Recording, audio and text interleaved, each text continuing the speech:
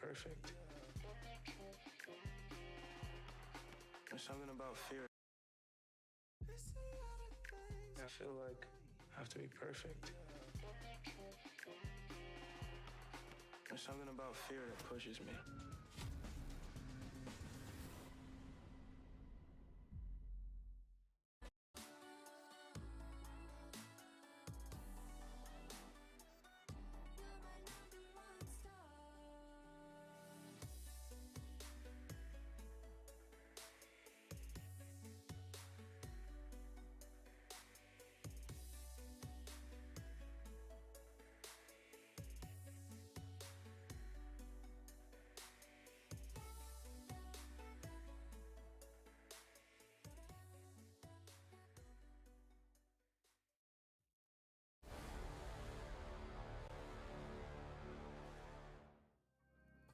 Welcome back. We are ready here with the second half of G2 and Renegades at the Courtside DreamHack Masters in Dallas, Texas. And well, it's been very one-sided except for the last few rounds. And somehow Renegades got back to 5 rounds. G2, they left the door open. They forgot to put on the alarm and everything. I mean, not all of it, but some of the furniture and everything was stolen from the house of Moses. It's very sad. Now, second half coming up here, we'll see what Renegades can do on the CT side, and maybe if they could get off to a good start, this could be and MAC-10s on the T side. If those MAC-10 get the space to work with, they can really open things up. Especially if you jump, right? Yeah, they really work best when you're in the air. Yeah, it's kind of a tragedy, isn't it? Shout out Vegas Squadron. Yeah, when are they going to be back, Moses? When are we going to see them again? I don't know. I miss them. Well, 17th round. We do have, I don't know, Renegades not completely defenseless this round. Fair few flashbangs. One good flashbang to break up a push could be good enough, and then the CCs when you get close. CCs on train could be a real nightmare. Especially when you start getting tagged by a scout or tagged by a deagle at range. Yeah, those CZs at all the awkward angles. Here we go. I mean, 5 players here for Renegades. They have the perfect call in the defense. They've rotated into the prime position to somehow bring this in their favor. There's one of those CZs. Gratisfaction still alive inside the site. He's cleared out. Like we said, in the air, it's Jax. The MAC-10 rings true, and there's a nice headshot. But the bomb will get planted. And a tough job for Renegades to retake. Yes, that was a good shot through the frame of that platform, but not sure it's going to be enough. He's really doing a lot of damage from up there, though. Good shots with the deagle. And Jacob, he's weirdly, awkwardly stuck in this corner and does not want to keep pushing. They're trying to see if they can find the feet of Jax, but that MAC-10 is just going all the time. He's now behind them somehow. Long range, though, not really where the power is for it. He's still going to win the fight against Azza. And the bomb is so far ticked now. There's not really anything they could do, so that's a brave effort here. But Jax at the end with a quad killed the MAC-10, and they're going to win the round. It was dangerous, though. What a hero Jax is with that MAC-10, just at that high train in the front of the oil, and he's got to make everything work, and he's got to make all the right plays. That is a great job under a lot of pressure. You know, when you see the camera shot of Jax, he looks like a player that should be called Jax. I don't know why. He looks like what? A Jax. He just looks like he would be a Jax. Yeah, the name fits what he looks like. I don't know why. Okay. It's good. I like it. I'll keep an eye for that next time we go to camera. Do that. Thanks for humoring me. I appreciate it. Anyone else? Kenny S looks like a Kenny S, I guess. Well, now he does. Now he does, yeah. Because okay. Originally, if you'd showed me and said, "This is Kenny," I don't know. Probably would have been like, nah. Nah, I don't know why. It's, these are hard things to really explain. Sort of like a kind of, I guess, like a Counter-Strike numerology thing going on here. Well, it's like when you see like an old lady named Dorothy. Like Dorothy That just feels like makes an old person name, so Yeah. you're just automatically like, yeah, that makes sense. Your name should be Dorothy. Yeah, I know what you mean. Amanek sneaking on in, looking for a couple of kills with the MAC-10 if he could get some more money there. Azza who's stolen the MAC-10. I don't know if that makes a big difference, but the bomb is going to be going up here. So G2 well on their way again. They're back on track. Yeah, this will be a big lead. They don't need to go hunting for these, but why not? Maybe that's one. Flashbang comes out deep. Kenny not even going to take those fights. They're fine losing that MAC-10 and the MAC-10 from earlier, but don't want to risk the AK-47. So Renegades, they got to get into the action. They got to get into the thick of it right now. They need to start up. Gratisfaction going straight to the AWP. The AUGs being purchased up. Plenty of utility as well. Renegades down 5-13. They need to get this closer before G2 get too much higher. Yeah, I mean, there isn't really much left here for G2 in that sense. Like, a couple of more rounds, and then they're more or less in the end zone. So right now, Renegades need to change this around, and a little bit of an aggressive double push into PopDoc. Gratisfaction to take down Amanek. I could see how that could be the big difference here. I mean, Gratisfaction actually hasn't got a lot of kills, but now on the defensive side with the AWP, yeah, he could definitely take up a lot of the map. Oh, are they going to Molotov behind it? No, it isn't. Yeah, maybe. That could be interesting. A little bit of spray. No, Azur's pretty quick to put that out. Grenades do nothing at all. And now that they've switched sides, nobody really wants to take that strange spray battle through. Not yet, anyway. Ozza's a very good defender in this position as well in ladder room. Yeah. He does a very, very good job there. Even after all the utility is used, one Molotov miss, he gets close up, a new angle to peer up, 47 seconds. We saw Sound G2, we were very impressed by how well they played on the CT side. It's time to put their offense to the test. They need just 3 more rounds. 3 gun rounds between them and a map 1 victory. Very low on time though here. I mean, 30 seconds coming out of main. You pretty much guarantee that's not going to be a fake. When you see the first player, you know that there are going to be more coming. As it does go down, long range there as Kenny takes down Liaz. That was a nice shot. Almost didn't stop for it, but Shox is low on health, and he's going to be going down. Jacob. It's not enough pressure on this bomb site for this much time being left. Jacob has way too much time to get comfortable and rotate around. A 6th for Renegades. Despite some nice entries from G2, they just didn't have the utility to properly attack that bomb site. Yeah, and not really the time, as you said, either to sort of try and manipulate some of those positions. They really sort of had to go for it. So let's just see. 13-6, and round number 20 coming up. Got some stuff there on G2. It's not so bad. They are lacking grenades though, I guess. Again, double in PopDoc. I guess as long as you're not really caught doing this, you could kind of keep doing it. Yeah, and I mean, it's there for like the trade, right? If someone's popping down earlier, if there's going to be a a split from mid as well, you have 2 players. See if Kenny can get anything done in Ivy. Maybe wanting to take advantage of Gratisfaction peeking in the previous round, but he's not positioned here this time. Off now towards that inner bomb site. Adjustment from the Renegades defense. Oh, they're going to double. Yeah, he's going to be tested. Into the flames we go, and he's got both. Takes the bottom first. The other guy just falls right into his crosshair. That's how you want to do it, isn't it? You want to go for that that whole demolition thing. All right. Well, got a 3-on-5 now with that PopDoc situation not really working out. Let's see if they can recover. It would take massive errors on the part of Renegades. And this defense at this mid choke point is, I think, just too much. They've got Gratisfaction with AWP can peek him whenever he wants. That's a nice pick. Are they going to expect the player close left? That's the big one. They don't see him. They don't clear him out. Jacob does get one more, perhaps. But look how much time he's buying. 20 seconds left. Everyone is going to be here. They know where both these final 2 players are. In G2, they can do nothing but save. There's no chance they'll get out here. Nope. Only 12 seconds. Yeah, and they're going to finally back off. Answer will have heard that as well. So, job well done for Renegades. Picking up another round and making it 7 on the board. I mean, it is still quite a run to get back into the game, but as was proven to us earlier, it's not impossible. North did it.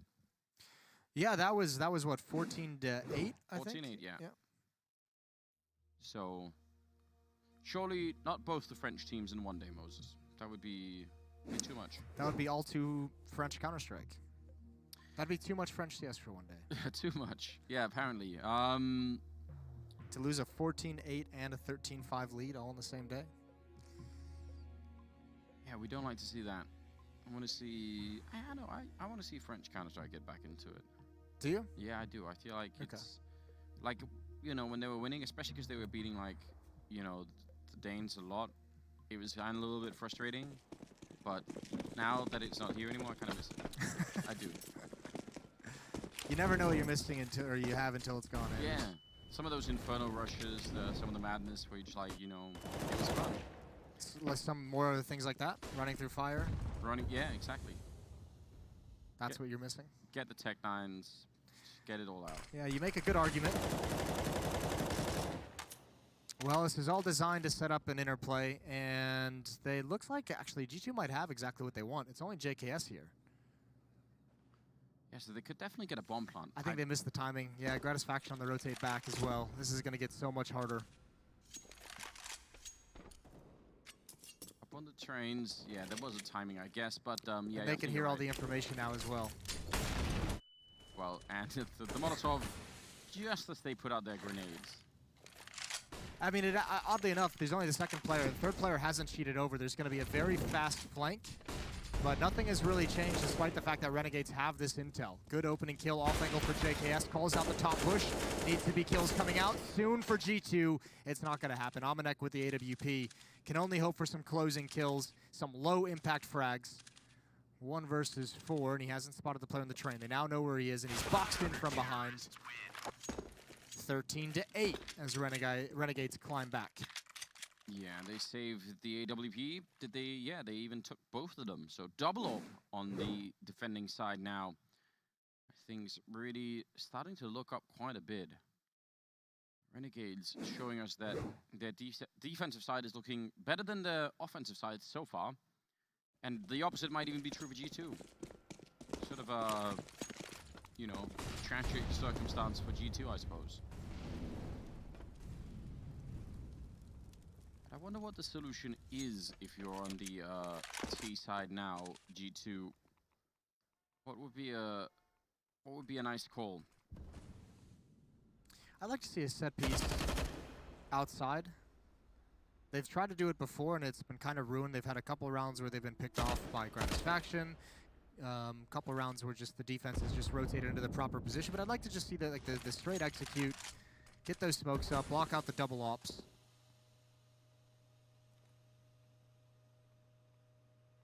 Well, that is the big. I mean, I guess I don't know if they even realized that the double up was there yet. But you're absolutely right. Like that is, I guess, one of the really powerful pieces you could do against it is get the smokes up. It'd be nice to see some power out of G2 as well, to be honest with you. Get those riflers shining and coming out first and create some space for Kenny to stay far back with that op and just pick and choose his targets and his route.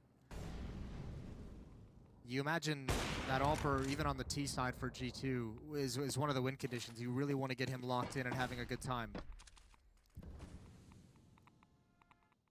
Well, Shocks, I think, was legged. Fooling around. Down to 27 seconds. Kenny's out of it. Yeah, I think they're trying to sort of hope for something here in the last couple of seconds in the round, but without the weaponry, you can tell that is not going to be working out. So, Gratisfaction starting to get a little into the groove. I mean, up to 9 kills overall, 3 in that round. So again, it really hasn't been, you know, the craziest game for him. But it feels like when he gets the opportunity, he's hitting some good shots. Just want more of it. Just want more. 9 to 13. I'm getting worried. I'm getting a little bit scared. Yeah, this has turned into a close game pretty quick. Here we go. Jack's going to lead the way out. This is what I was talking about. A little bit of power out of G2. He's got the opening. There's that space, but he's isolated at the moment by Flames. How long can he stay here and feel safe? Gratisfaction zoned in. He's going to be spotted out as well. He's got to be careful. You imagine there's going to be a flashbang and a peek from Olaf, but maybe they don't realize it. Maybe he just doesn't want the fight.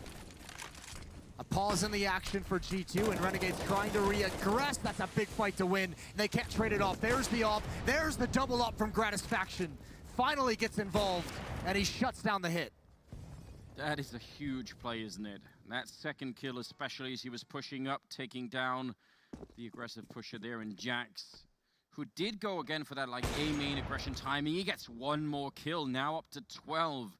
The second half has been so much better for him. Amanek going to be picking off one, but Gratisfaction ready in case he tried to make that crossing. And I mean, again, 1 versus 3. If they don't give him some of these fights, it should be very hard to find any way onto a bomb site here. Oh, running right through the timing. And he takes down Gratisfaction. Now still got 35 seconds. Walking up against JKS, falling down below, and he almost catches him. It's so close. And Jacob going to be there to help out. My God, that was scary. Yeah, that made you hold your breath. The 2 players he's engaging against are the Ops with missed shots, falling off the trains, almost able to make that work, almost able to deal more damage. But no bomb plant, even with the full losing bonus in their favor, it's not a great buy for the G2 side of things. They might have to just settle for a half buy. But they're going to force up the AKs. And Galils. And CZs. A little bit of everything. Which I honestly, I don't necessarily like this just because they haven't really had a whole lot of success in these rounds. Now all of a sudden you're trying to do it with limited utility, without that AWP in play, which actually hasn't really had a whole lot of impact for G2 on this T side. But the offense is falling flat as Renegade's defense stands tall.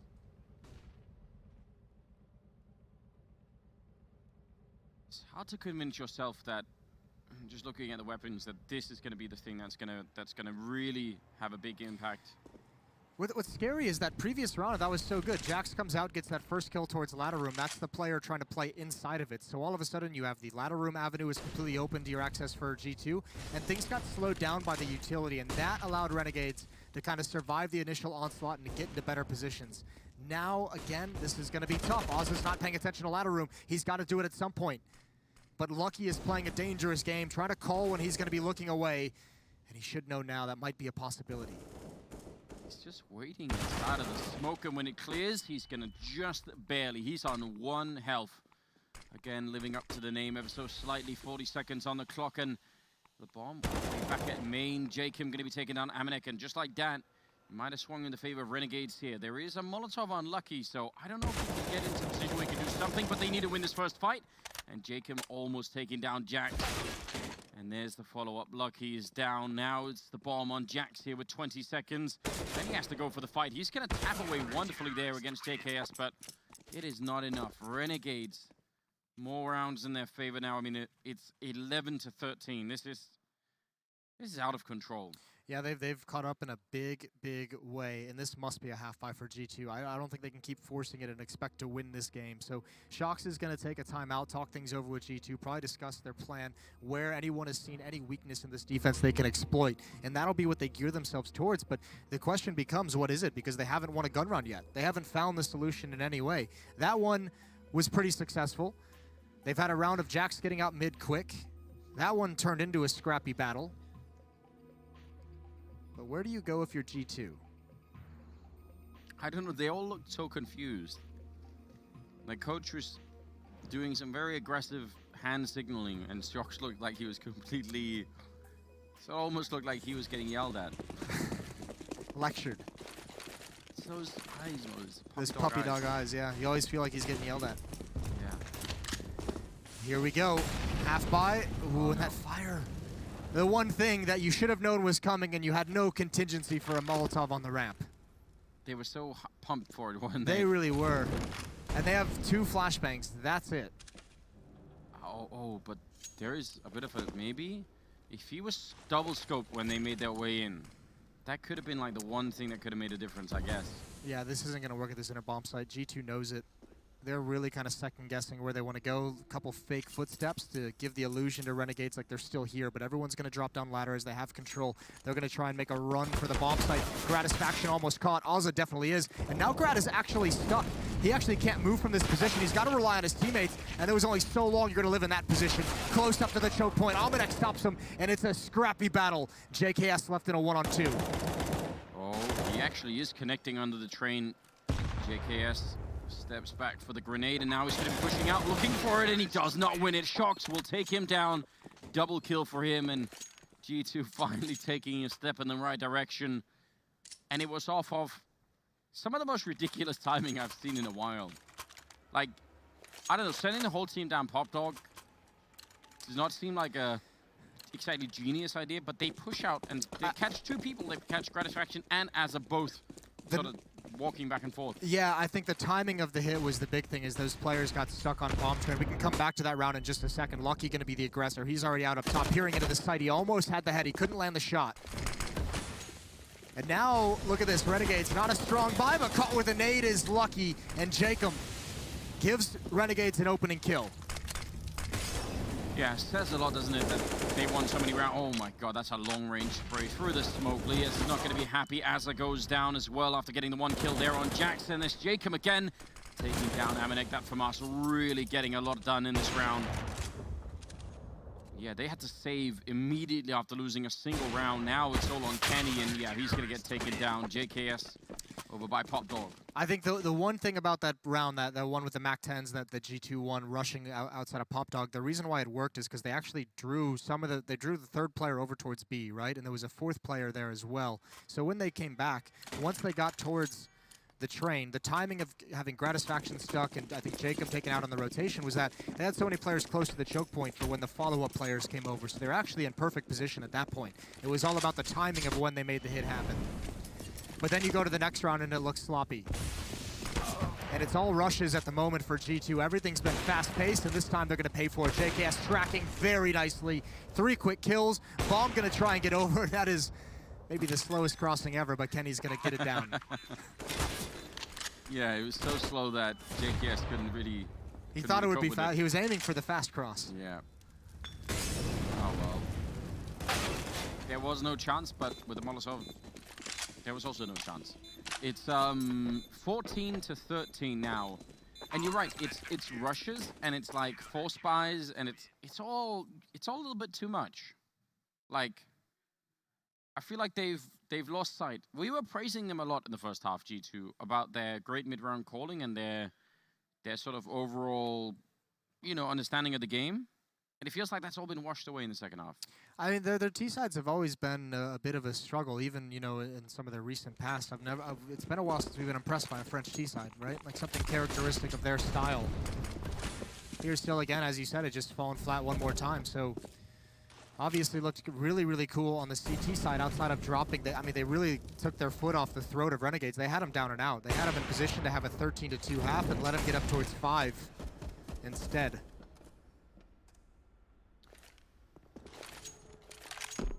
You saw that.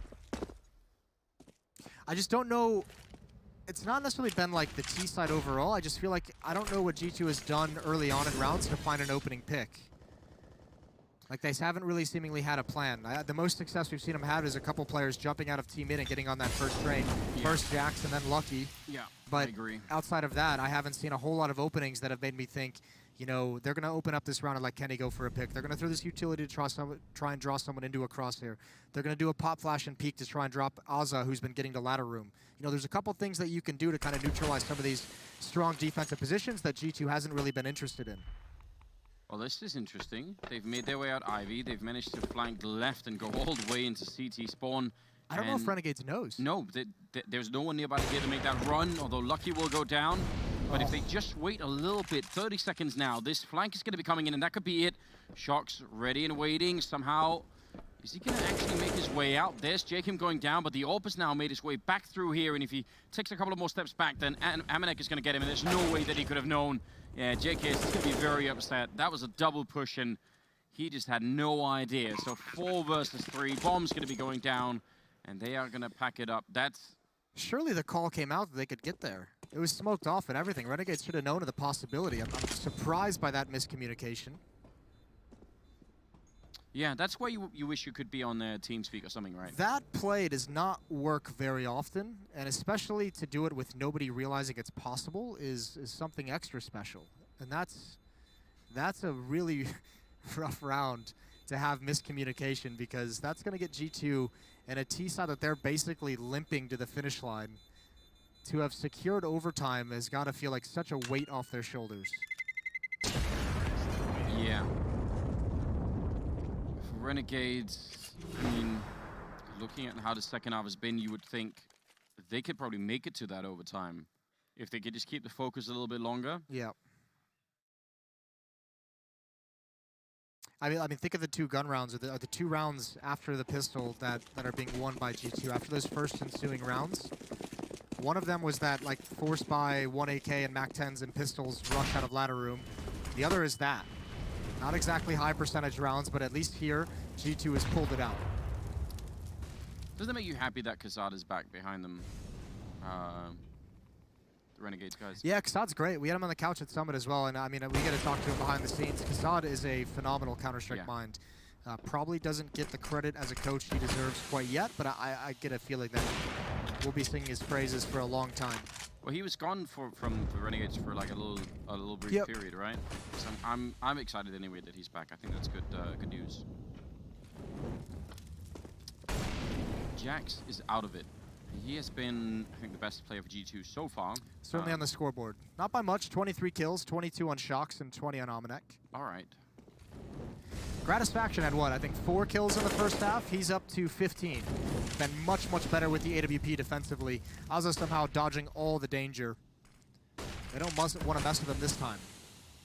There's a really big chance there for Shox to do something.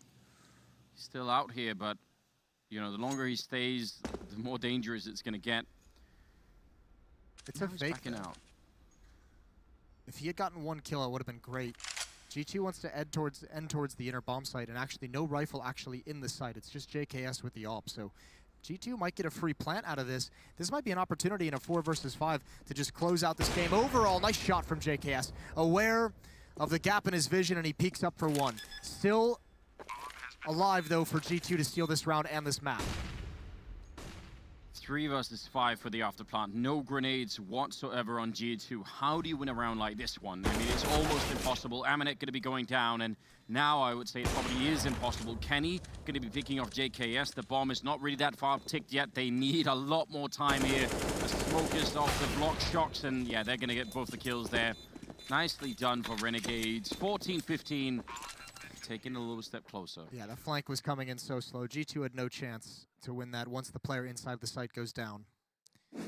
14-15. One last round for Renegades to complete the comeback, force us into overtime. That'd be something wild. G2 once up, what, 13-5. Now staring down the barrel of OT. At least they have some weapons to fight with here. Yeah. So that is, I think, a little bit of a bonus. Running through the fire. Shox, well, I mean, he got out of here last time, and he definitely had a chance for a kill, so I don't really blame him for trying it again. Lucky. Maybe putting out that Molotov and Azza. Oh, that's a dangerous game to play. He played it earlier. Remember, Azza has seen this before. Has seen the terrorist inside ladder room just hiding inside of a smoke until it fades, so... I don't think they know Shox is out here. I'm not sure, because I don't think Azza would be playing this way. Lucky's going to be going down. Now Shox, oh, he goes down to Lias. That's such an important kill.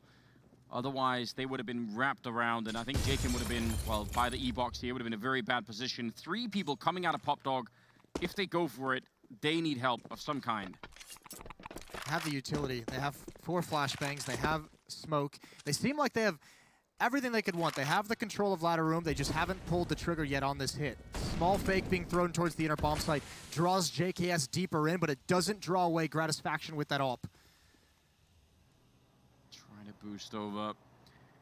Not catching anybody. 40 seconds left.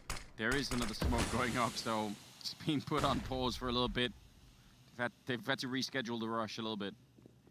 I don't know if they can actually hold it off this whole time. And those footsteps are going to give up an indication. They're going to hear those going back towards teammates, so they know they can stay. Jacob out in the open, big fight to win. The other teammates from ladder room cannot help him out. They cannot get combined into this attack, and it's very disorganized. And it's a bit of a rough way to end this map. 15-14, Jackson a 1 versus 3. He might be able to actually get in. He might be able to beat the rotation, but it's still going to be such a tough scenario. Yeah, what do you do from... He's going to put the bomb down, and they're going to be right on top of him here. So, last couple of seconds, and yeah, JKS will take him down. And we've got overtime here on train between Renegades and G2. What did you say, 13-5? Yeah. All the way into overtime. That's shocking. And Vitality, remember, with that, what, 14-8 lead as well. Yeah. So, interesting first day. And we're still the best of ones. We've got best of 3s coming up end of the day where Matt and Henry are going to be joining us as well. Yeah. It's all going to get really crazy. It's really good day at Counter-Strike, isn't it? I miss this. I feel like it doesn't happen nearly enough, you know? Yeah. Should do this more often. Well, you've got quite a string of events coming up. You've got a busy schedule. I do. You're at everything. I've really outplayed myself, so... I did that to start the year, don't worry. I'm at the tail end of my poor decision-making. You say that, but... famous last words. Famous last words. Well, I'll make some mistakes this weekend if you do, Anders. Down for a couple of mistakes, Moses. We definitely figured that out. Well, We've got now... Trace here as well, so that, you know, it's bound to happen. Here we go. Full utility, full economy for both teams. 16K MR3. Shocks with an AWP. Let's not even get into that conversation. Double ops set up on the T side. Switching into this when they have massive economy and it's already paying off. Shocks picks off Gratisfaction. That's a luxury they did not have for the entirety of regulation. It's very true, and it's a very strange fight they had over there. You know, the timing... Shocks had, like, peaked all the way up on the container and was like, I don't know. That seemed like odd timing for both sides, really. But it worked out, so no one's complaining on the G2 side. Now they're stacking up outside of B, and nobody is defending inside of B. Oh, and they win that fight, too. I think that should be around. Unless Renegades can make a really, really nasty hard read and rotate all three players over to the B bomb site and do it now, I think, yeah, you're right, they're in trouble. Almanac turns into a lurk here, and with his position, they're throwing smokes from above ladder to make it seem like it's going to be an outer hit, and that's pulled JKS just far enough away. As if they didn't really have a leg to stand on in this round already with 2 players down, they certainly have nothing now. Yeah. And they're going to be forced away. That is a GG, I think, at least in the round. That's posturing like they want to take a bit of a fight. Pushing down, but I mean, again, they must know that there is really no entry here. Trying to do a little bit of damage. Lias. Actually, I'm not sure. That was surely never going to happen. Yeah, I'm scratching my head as well. I thought they would have called a save. I think the only reason they didn't is because you get so much money in overtime. Yeah. But still, if you're investing in those ops, like now if you lose this round, yeah, even with 16K, you're going to be missing a couple things here or there. Could regret it. Ah, we'll never know. Only if JKS goes for the op, though. Yeah, it won't be missing much, will he? It'll be all right. I'm amazed that we had an entire T-half where G2 didn't look like they knew what they were doing necessarily. Oh, God. And just in that first overtime round, they make it look so easy. They had to really claw for each round on that T side of the regulation. That was so close. That was, I don't know, pixels away. Not that many wallbang spots left in Global Offensive, but unless you're playing Vertigo. Unless you're playing Vertigo, that's true. Well, last round here, the first half of overtime. Flashbangs making that fight, I think, pretty much. It's just a bit of a random scenario for both sides. I don't think anyone could see anything there, but Azza has this position in ladder room again, and he's been, I mean, solid in it when they've dropped on him. He's died twice to that lurk inside the smoke now. That's been from Lucky. But when he actually secures and sets up position and housing inside this ladder room, he's really tough to deal with. Look at all the utility that G2 still has compared to Renegades. They still have a lot of smokes, a bunch of flashbangs to make this outer hit work. They can collapse on this bomb site. One kill going the way of G2, and this defense could just fall apart. Yeah, and especially for the afterplan as well. If they get the bomb down, all these grenades are going to be very hard. Gratisfaction, though, one good kill to start it up, and that's the bomb. If he gets the next one, too, he will go down to Almanac, but otherwise, that would have been devastating. The bomb now making its way out on Jackson.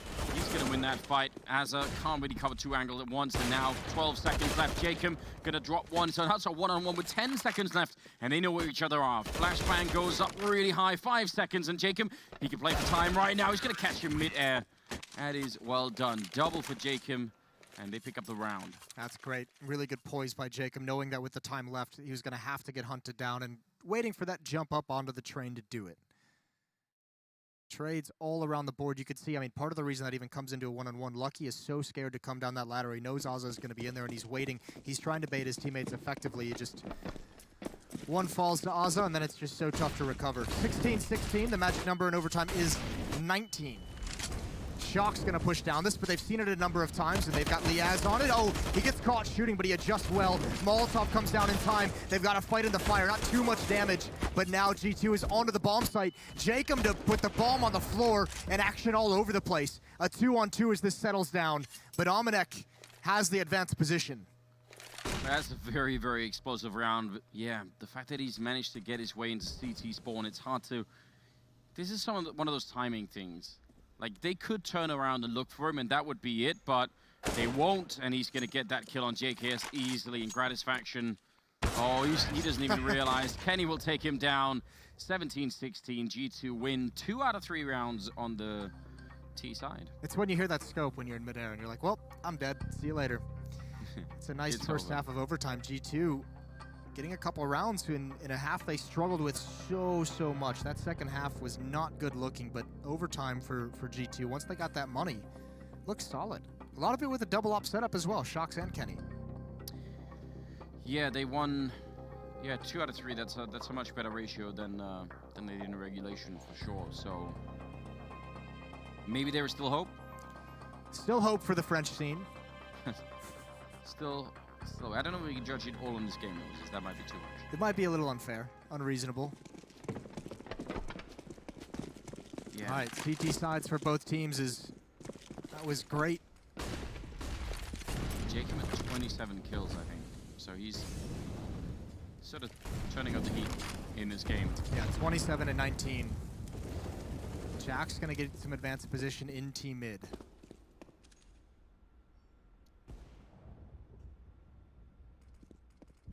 Doesn't really want to stick around. I mean, it is dangerous when they have orbs and stuff.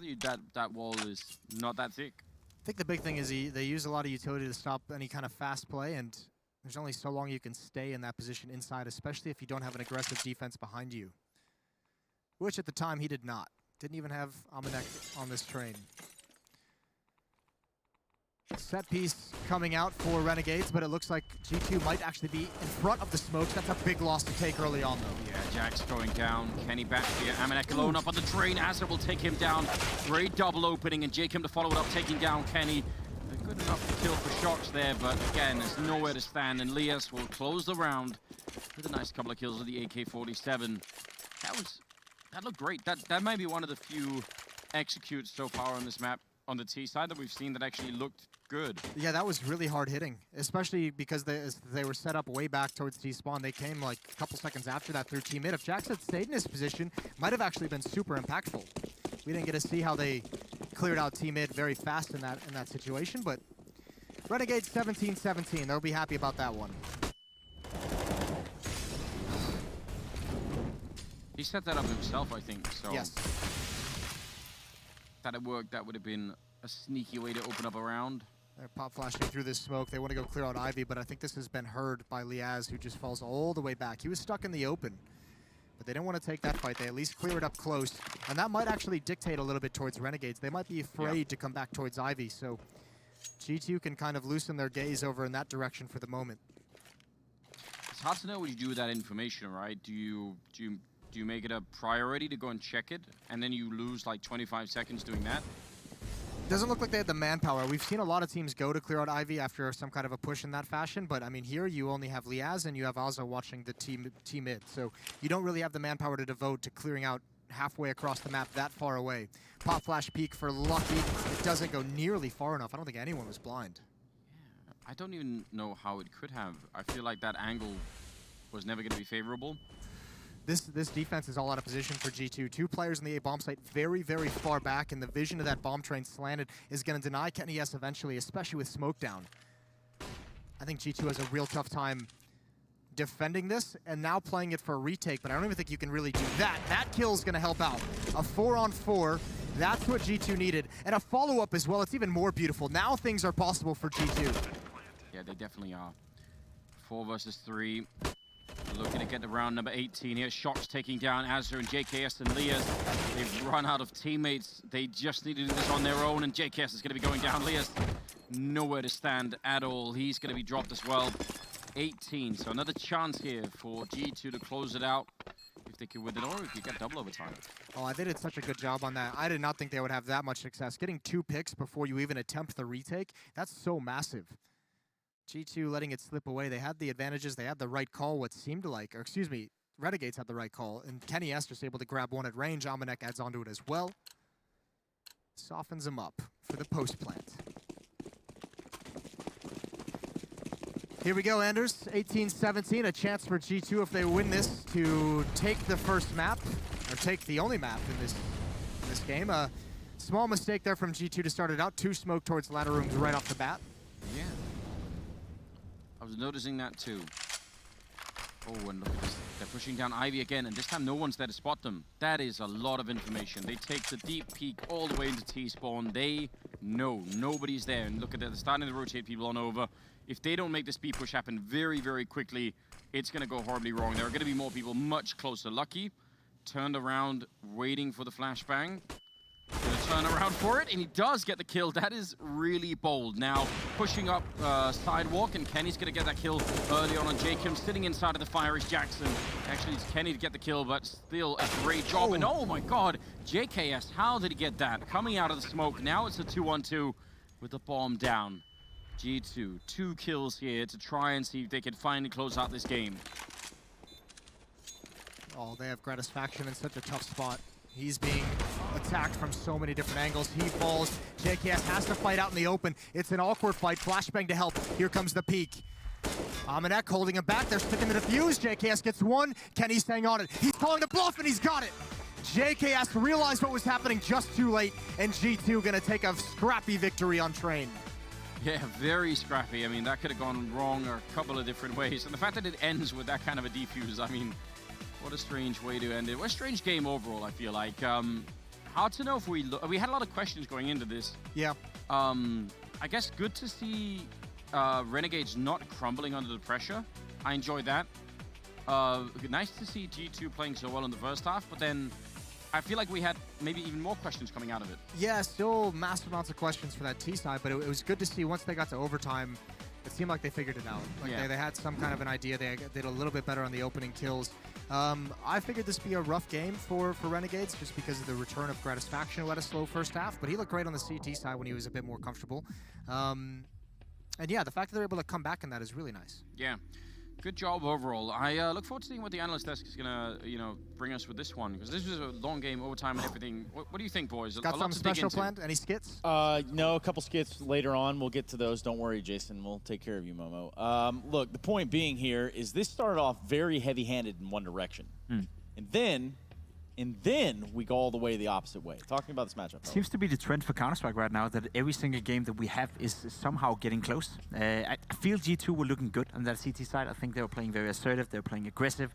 They're also good at falling back at the right moments, and it didn't seem like Renegades find their stride on the T side. They got a little bit, I wouldn't say lucky, but they found some rounds in the end of the first half and made it competitive, and that's what happens with Counter-Strike. If you give a little finger, sometimes some teams are able to take the entire hand, and Renegades was a great example of how you fight back into a game, and they had all the chances of winning this one as well. But in the end, I will say that G2 felt like they were the better team here. They had the better individual players stepping up, and fair enough, they won, but it wasn't as clear-cut as it should have been.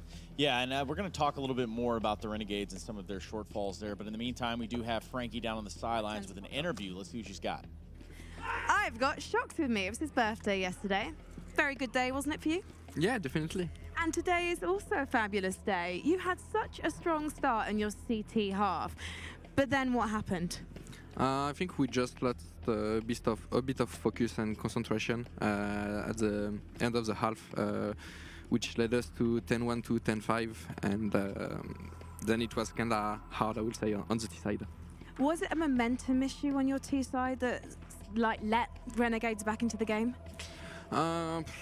I don't really know if it's mental or stuff, but I was feeling more that we lack or what we definitely needed against them. We had to take the pop, we had to take the control of the main.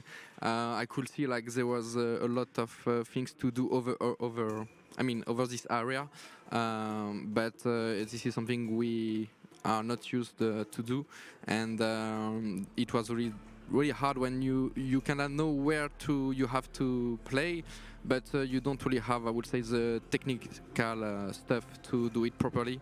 And against the teams that really like control, I mean, the map, like since a lot of time, like they love to play train and they really know how to play it, then you won't pass. So I think we definitely lack of it, and that's something we gonna need to work on.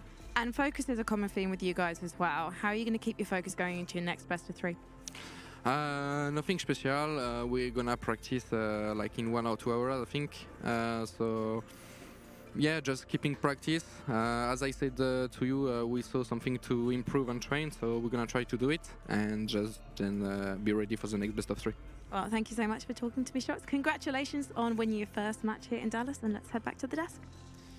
Yeah, that's absolutely right. They do have just another matchup, and standing in their way is going to be INTS, the Finnish esports organization from Finland, known as INTS. So that's a good description. Yeah, it was about the best I could come up with on the fly. Guys, no, in all seriousness, let's talk a little bit about the Renegades here, right? Because I believe in all capacities, it was the Renegades that had a pretty good showing in terms of opening kills, this, that, and the other clutches won. I mean, they had just about everything they needed to stay in this fight. Yeah, listen, it sounds weird to say, but it felt to me like Renegades was a better team in that game for 2 reasons. First of all, G2 won both pistols in a best of 1. They converted the round before that, so that's 6 rounds overall. Then G2 had a very, very strong start. As CT half, Shox was being very aggressive, found all the openings. On the side of Renegades, though, you ask about it, Gratisfaction had a really slow start. He didn't hit the ground running at all. He was 4 and 14 at some point. He did come back alive in the second half, so that's a good sign for the rest of the event. But Gratisfaction was missing, but they still managed to find 5 rounds, being down 10-1. To me, that's a good thing on the T side of train. That's not easy at all. And then I think they let go 1 or 2, I would call silly rounds on their CT side, and they missed their opportunity to really do a great comeback. Yeah, I would somewhat agree. I don't necessarily buy the statement that they were the better team in the game. I feel it could have gone both ways. I think G2 and what Shox says, they took foot off the pedal. Like this could have been a very clear-cut game. We could have had standard left here with a 16-4, 16-5 game, and we would have not been saying what we just said. But it shows some character from Renegades, and I definitely agree with that. Gratisfaction having a rough first half, but coming back into it, showing that he's still, part of it. And I think this was a great example of what we talked about pre-game as well. The fact that Renegades have not been practicing a lot with Gratisfaction. The fact that they've been playing with Smooya, and they're still trying to figure out how to get back into the old winning ways. So give them a map, give them another game, and I'm sure Renegades will bounce back and be that strong core of a lineup we know them to be. Well, that's exactly what they're going to have, Jacob, because as it's told, that's how these things sort of go. We have a big bracket system, and it all kind of breaks down in that way. The Renegades now stack up against Isris down in the lower bracket, who did get 16-4'd by the likes of INTS. So they're going to have a much tougher time going ahead in this bracket. Yeah, I guess that's a good opponent for Renegades to, rack up some confidence back again. As you said, Gratisfaction, maybe he can go out blazing in that game, feel a little bit. He did seem out of breath against a team like G2. And just, as you say, for Renegades, they have to find their rhythm again. They are finally together, they've had many stands in. Now there are 5, they're lined up, big tournament, long tournament potentially with a lot of teams. So playing Azurus, no disrespect to them, that's a good opponent to do that. Yes, it is. And, well, coming up after the break, we're going to have the last best of 1 here on the A stream. It's going to be Fnatic taking on Cloud9. JW and company looking to get something going here early on, as well as Cloud9 just starting the engines over there with the back of Automatic, letting them know what the business is. Anyway, we're going to a break. We'll be right back.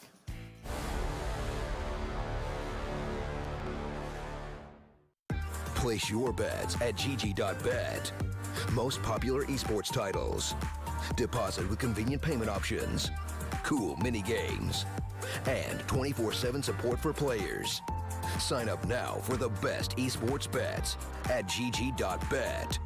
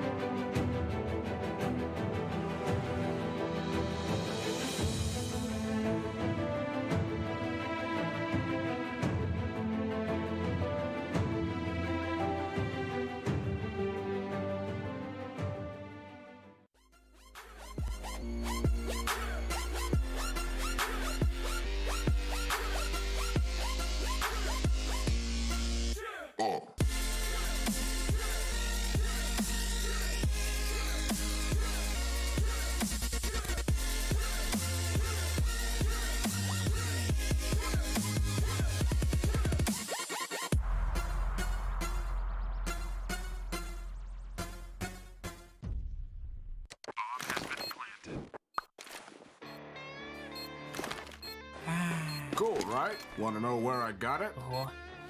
Well, look, go to cs.money. It's a trade platform and a marketplace at the same time. Just choose, click, and get. Good luck, bro.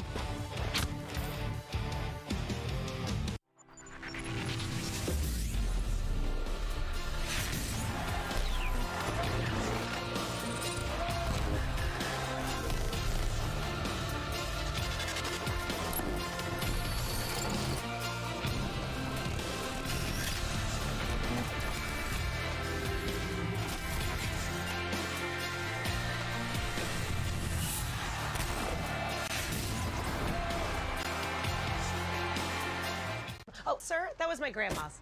Ugh. Don't worry, ma'am. All of your stuff is in okay hands. Just okay? Well, they don't give 2.5 stars to just anybody. Here you go. What's this? It's your piano. Hold this for a sec. We don't have a piano. No. But the neighbors do. Just okay is not okay, especially when it comes to your network. AT&T is America's best wireless network according to America's biggest test. Now with 5G Evolution, the first step to 5G. More for your thing. That's our thing.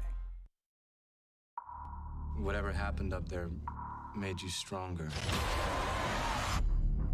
She's changing. And what? When I lose control, it feels good. I've seen evil. I know what it looks like. The X-Men fear you, and what they fear, they destroy. That would be a bad idea. X-Men Dark Phoenix, only in theaters. There's fire on the doorstep.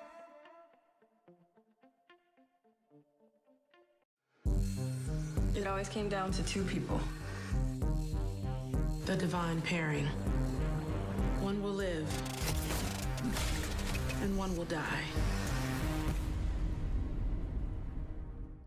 Had it all. Blame me for the sorrow and the dark clouds in the sky. You can say you're justified. I'll be your alibi. You can blame it all. You can blame it all. You can blame it all on me. You can blame it all. You can blame it all. You can blame it all on me. The sirens sang their warning. You just looked at me and laughed.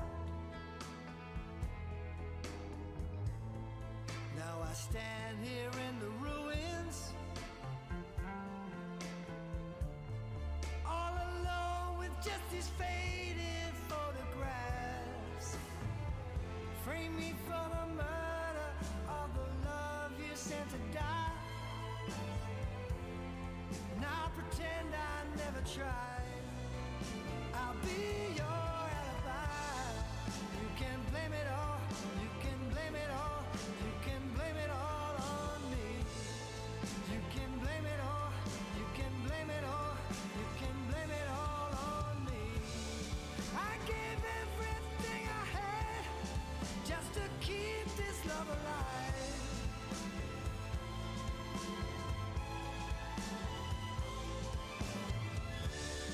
For the sake of what we have, I will look you in the eye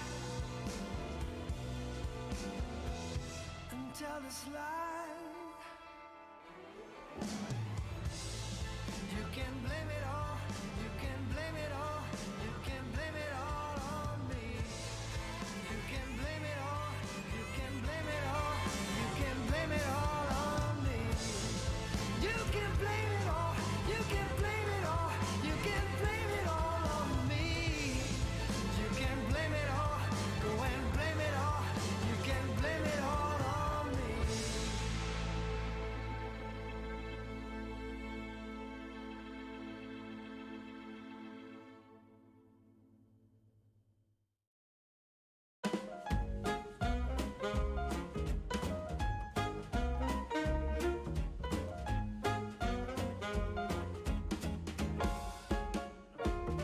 He was a famous man on Main Street in every town across the state.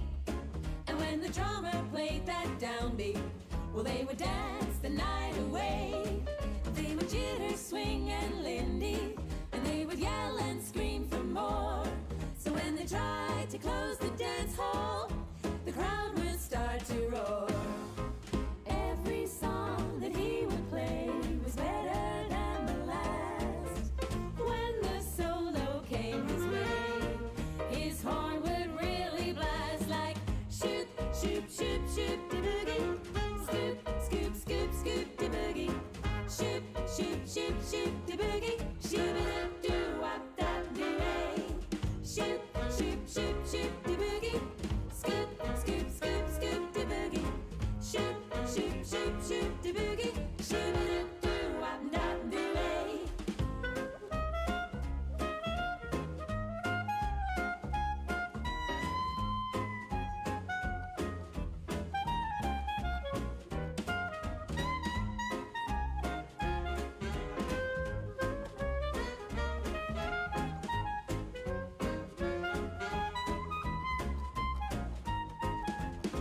Shoot, shoot, shoot, shoot the boogie. Scoop, scoop, scoop, scoop the boogie. Shoot, shoot, shoot, shoot the boogie. Shoot-a-doo-wop-da-doo-ay. Shoot, shoot, shoot, shoot the boogie. Scoop, scoop, scoop, scoop.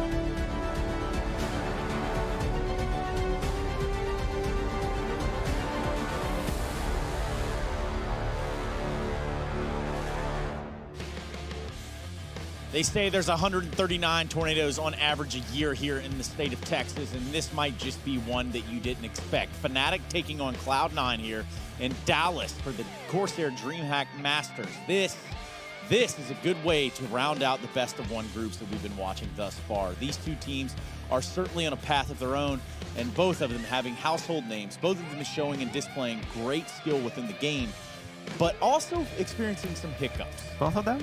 Both of them. You know, they got some major star on their chest. So yeah, they do have major players in there. Cloud9 won a major, right? They did. Yeah. I think I remember you saying that a few times here and there. Yeah, and you just caught me again. My goodness, how did I accidentally say it one more time? No, in all seriousness, guys, we do have Fnatic Cloud9 in a best of one right now. And to bring on this sort of analysis here, we do have Pimp and Maniac to walk us down the road, which is into Group B. And this is what the brackets look like. Yeah, so far no real surprises in this bracket. We've seen G2 win against Renegades that may be considered a surprise by some. I think it was a 50-50 game going into it, so considering the circumstances Renegades have been playing under, it's a fair result. Ends beating Isurus, everyone expected that, so far that's good, Trace. Yeah, so far so good, at least for not the Renegades. That kind of is a little bit of an upset city, but they drop down. They do get another chance at this. Now, over in the other stream will be NRG and Furia. That one's already live, and then we'll be going live with this one. So I guess overall, when we start to take a look at what is the sweetest lineup of Fnatic versus the multinational lineup of Cloud9 or whatever's going on over there. Don't really know how to describe them, right? But that is an interesting one indeed. If you look at Fnatic, I think right now they are at a peak. Considering the last year, they've been having really, really good tournaments, placing a semi-final, making it to the final. I think Brolan has finally come into his own. He took him a little bit of time to, live up to the expectations. We all had good expectations when it comes to Brolan, and now he's showing finally. Crims is being his old Crims. a top-class player that we don't talk about enough. I don't think we give enough credits to Crims for what he's doing. So when you put it all together, then suddenly it's working for Fnatic. Suddenly, but could it work as far as down to the micro level? We're talking about the vetoes. Again, this is a best of one, so let's just see where this one pans out to. Maybe my analysts have some idea, maybe some indication. Maniac, what are you thinking? Well, I'm thinking there are two maps that are common grounds here, is Mirage and Inferno. Those two maps that are played by Cloud9 and Fnatic. Now, maybe people are going to get a little bit exotic. We saw Train, Renegades versus G2. I didn't expect that in best of one. That might be the case here again. Train is still in the, so there's Mirage, Inferno, and Train left. And apparently, we're going to Train again. Guess nobody really wants to play Vertigo these days. No one wants to. Shake my head. SMH. Anyway, yeah, it's part of the normal veto process here. We're going back to the train yard. So with all things considered, where do we want to start this one, guys? It's a good question. I feel Train is a map that both teams can play, but we haven't really seen enough from Cloud9 to sort of like testament that that's a map that can beat Fnatic on. Fnatic currently sitting on an 80% win rate the past 3 months on a map like Train. So already from the get-go, it doesn't really seem like a good idea to go into that one. Also, when you look at the two teams and how they're being built up right now, Cloud9 is, to be completely honest, a little bit of a mess in terms of not only the nationalities. Yeah, I didn't want to say it, but yeah, you're right. Yeah, but let me say it then. It's one of those scenarios where you don't really have a feeling for where they're heading right now. You don't really have a feeling for how they want to approach the game. What are the players that is going to step up? We obviously have Automatic on the lineup and KGB now also, but who are the players that is going to carry this team or going to show the way for the team and sort of like set the precedence for how they're going to play? I don't see it, so a bit of a mess, a bit of a messy veto, so yeah, don't really know where to put it. Yeah, I mean, this is a big mess overall. You're talking about Cloud9 being in a weird spot. They certainly are that. Let's start talking about Fnatic, though. I think that's the first talking point of contention, at least within some of the players that we have over here. I mean, we're talking about world-class players, tons of accolades, tons of accomplishments across them. You have a couple of newer, younger players in there, but they've certainly shown that they can hang amongst the best. Well, I think one of the factors that has made Fnatic's success the past few months is the fact that they have a deep roster now, with Brolin stepping up, with JW slowly coming back to his own self. I still think this is not the best version of JW. He might go higher than that. But with Twist, JW, Brolin, and Crims, you suddenly have 4 players that can show up. We have seen Exist in the last tournament going crazy in series. We do not expect that from him. Is that going to become something that happens a lot? I don't think so. But if it does, that would directly put Fnatic in a whole new level. And I think tactically speaking, they have started to play some good Counter-Strike. We would often describe Fnatic as messy, scrappy a little bit, going Broly type. And now they have added a few strategies here and there that they can rely on. So when you put that all together, then suddenly you have a Fnatic that is more threatening. I definitely agree. I mean, I still think that the key to this Fnatic lineup is getting JW to play at somewhat the same level we've seen him before, and also enable Twist a little bit more, or at least more consistently. Because I think that there's no doubt that when it comes to individual skill in this lineup, Fnatic is a team to be reckoned with. Crims, as you said, a player we maybe don't talk enough about. He's one of the best in the world, I would say, in certain position. But you have a Twist, who is by many individual players, including myself, when you're playing against him in FPL and like puck styles like that. He's one of the most talented players we have in the game. We just don't get to see it often in Fnatic. I don't know what it is, if it's him as an individual not really working within a team environment of playing Counter-Strike in that certain way, or if it's Fnatic who still needs to find the last key, so to speak, to get him unlocked and unleashed so he can be one of the best and greatest in not only Sweden, but potentially in the world. What about this young player on our screen right now? He's already seen so much in his time as a professional Counter-Strike player. Brolin. Brolin, so very, very impressive. How young is he? Is he 16, 17 maybe? Yeah, he's pushing it. That doesn't make us any younger, you know? But no, it's very impressive. I think the fact that he has already now attained that level, becomes so consistent against top teams left and right at different events. It's so impressive considering, you know, how young he is. And I think that is one of the reasons why Fnatic is Fnatic at the moment, is because Brolin came into his own and lives up to the expectations. So hats off to him, and I hope we get to see many, many more years of Brolin going crazy. Well, talk about many, many years. Cloud9 has been around in different forms and variations of the lineup. 2 remain the same, though, an Automatic and Rush, who did actually help secure that major championship, and then everything starts to change. After all of that, Cloud9 has been on a weird trajectory, just all over the place, back and forth. I mean, we could talk about how they've added Golden, KGB, they've had some stand-in problems. How about a player like Vice, and where do we think he fits in with this team? That's a very good question. I mean, that's another questionable pickup. I think he has some skill sets that can be used in a team like Cloud9, but to me, it's a a bit of a question of where do they see themselves and what are Cloud9's ambitions.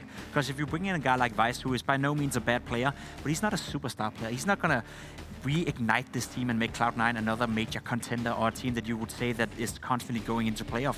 You need something more, you need some more firepower, you need more experience, you need something extra, you need an X factor. The only thing Cloud9 have going for them right now is Automatic, because he's consistently playing well, and he's been doing that ever since they won the major and also after. But apart from that, it's just been a big mess, and I'm close to saying they gotta be one of the most mismanaged team within the CSGO circuit, followed up by G2. I mean, there's a little bit of a competition going in there. Anybody else around here want to catch a bullet? My goodness. I'm just, you know, I'm not sure if I missed the red line in the way they manage this team. Where is this team going to go? You bring in a guy like Golden. Obviously, they haven't been lucky with those health issues and all that kind of stuff. That's not their fault. But you still need to see some consistency, and you still need to see a foundation being built up of a Cloud9 team. And right now, I don't see it.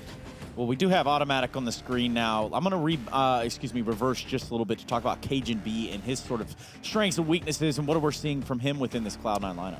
Well, the thing about Cajun B is I think he was, for the most part of his career, an unsung hero. No one will really name Cajun B as a star player. He never was. I think he brought a lot to every team he was in. I think he's a clever player. He plays sometimes the ungrateful positions. He was very decent with the AWP back then when he had to.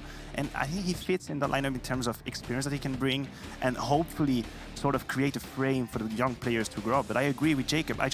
I don't see the long term and the plan for development for that team, because when you have a lineup that changes every 41 days, how do you see long term? How do you build? How do you, embrace your weaknesses and try to, get better? How do you do that when you change all the time? Yeah, that's definitely not a way to kind of build on. That man right there on your screen, Valens, or you might know him as Soham, has been around for the long haul. He has seen it all. We did see a glimpse of Rambo, former 3D fame, coming into the picture and trying to get something going there, but ultimately, after all the praise, even after he's left, it's still now back onto Valens. But wasn't that the case as well, that Valens wanted to move on? He didn't want to be the coach for Cloud9 anymore. There was at least something going on within the camp that I'm not too sure how to quantify that. But the thing is, Cloud9 is a mess. I think it's fair to say that right now this team is needing a direction to aim for, and we haven't seen it yet. Could this be the tournament where they get it all together? Potentially, but still, I'm left with a feeling where I'm a little bit saddened, because Cloud9 is a big organization. They won a major trace. You can say it one more time if you want to. It's fair enough. You don't need to hear it anymore. But we need to see something more from Cloud9. This is a team that is supposed to be one of the best in the world, and they're not right now. I need to see something more from you, Twitch chat. You saw up there on the screen how to vote, and I'm sure you're already blowing up the chat logs, but the reality is I need you to use the #, the hashtag, the number sign, whatever it is, wherever you're from, and get your votes in there. It's either C9 or FNC, depending on which way you're feeling today, as to who will come out on top in this best-of-1 matchup. And, well, without any further ado, perhaps we start to get back into our own little fold here of who you think you would be going for. I mean, you're making a really bleak case for Cloud9. Well, on the other side, this is LAN. It's Tuesday. Is there anything Tuesday? Is that supposed to be an argument? Yeah. No, listen, I think it's fair to say Fnatic are hugely favored in that matchup. I think the winning condition for Cloud9 is way too long. You need Automatic to, drop 150 rating minimum. You need Cajun B to come online. You need Golden to have 1v3s over the left and right. I don't think, tactically speaking, that they can have anything on Fnatic. They finally are 5 together now, but I don't see it happening. So to me, that's a clear case cut. It should be Fnatic, and it should be easy, and they should move on to the next day feeling great. If there's one thing that is going for Cloud9, this one is obviously Golden, an ex-member of Fnatic. He was with them when they also started to win stuff, and for some reason got booted off the team when Fnatic, for the first time in a long time, started to win stuff. So he knows these guys in and out. He has an idea of how they want to play. He has an idea of how Exist want to call. He was even on the team when Exist was being brought in, which was kind of an awkward scenario, I would imagine, for Golden. But he knows the Fnatic guys. So if there's anything he can do to prepare his team for that, then that's a win condition, obviously, for Cloud9. That said, Fnatic is going to rule them out of this level. I think we're going to have a very clear-cut victory here for Fnatic. I almost believe there was a little solace in your prediction there for a second. I almost believed you were going somewhere with that. That was kind of like, yeah, there might be a chance. But ultimately, you have stomped all over that, Jacob, and I kind of have to give a prediction as well. The thing that we got to catch up with Cloud9 at Pro League was the simple fact that they're getting to play with a team again. And that alone is sort of the building blocks, right? They've had this stand-in issues. They've had this, that, and the other. But ultimately, they are trying to build towards something. I just don't think they're there yet. Jesus. So it's going to be Fnatic on my tout too. Yeah, might as well. I mean, when you argument as to why Cloud9 would win is that now they are a team that, you know, speaks for itself. It's a little bit limited, But isn't you it? know what? I'll never say never about Cloud9. What I will do is bring in our commentators. We do have Moses and Anders over there waiting ever so patiently, ready to get this one underway. Jason, who do you have in this? I have Fnatic. I think Cloud9's going to get absolutely stomped. There we go. Okay, at least I'm not alone. You're welcome, Jacob. I got you. Trader, of course. Just throwing them right under the bus. Yeah, well, they've looked pretty garbage recently. Put themselves under the bus. Yeah, like, what do you want from me? I don't know. There was a time, Moses, when we could count on you to always be on the side of the American teams. That's entirely a lie. Well, there was a point in time. That's entirely a lie. No. Don't try and weasel out of it. No. Well, we made up that story at least, and we stuck with it, and people believed it. They did believe it. And in some sense, isn't that more real, actually, than what really happened? No. I think it is. It's actually not in any way. Well, we tried. We really gave it our best. I mean, there's some level of success certainly there. Yeah. But this, I mean, I agree with Jacob. I think this Cloud9 roster, we'll see if it can come together to mount any kind of real ability to contend with the world's best. But this is, I mean, it just spent so long in limbo with different players and different stand-ins, and we really haven't seen anything since they solidified this lineup that makes you too happy about them. And maybe that all changes. Maybe this is the first step right here. Maybe we leave this game saying, this Cloud9 roster obviously has put in some work, and you start to see these pieces come together and work together nicely. Just don't think you can bet on it just yet. No, I agree. I mean, it just would be so exciting because of how weird it is. It would be, you know, but it's the weirdness that also puts you off, isn't it? We liked the weirdness when Flusha and Kiyoshima were part of this lineup, right? Like, that was a cool one. That was a lot of fun. And now we'll just have to see if we can get that same level of good weird out of this lineup. Yeah, I feel like we really don't know yet, but you're right. Maybe we're about to find out. Another game of Train. The last one ended in overtime. We'll see how this one plays out. Fnatic are going to be on the T side, Cloud9 on the CT side to start it off with, and that's a difficult position for Vice to play down here. Automatic is going to be really far away, so smoke is up, flashes in. It's all on Vice to really get something done here.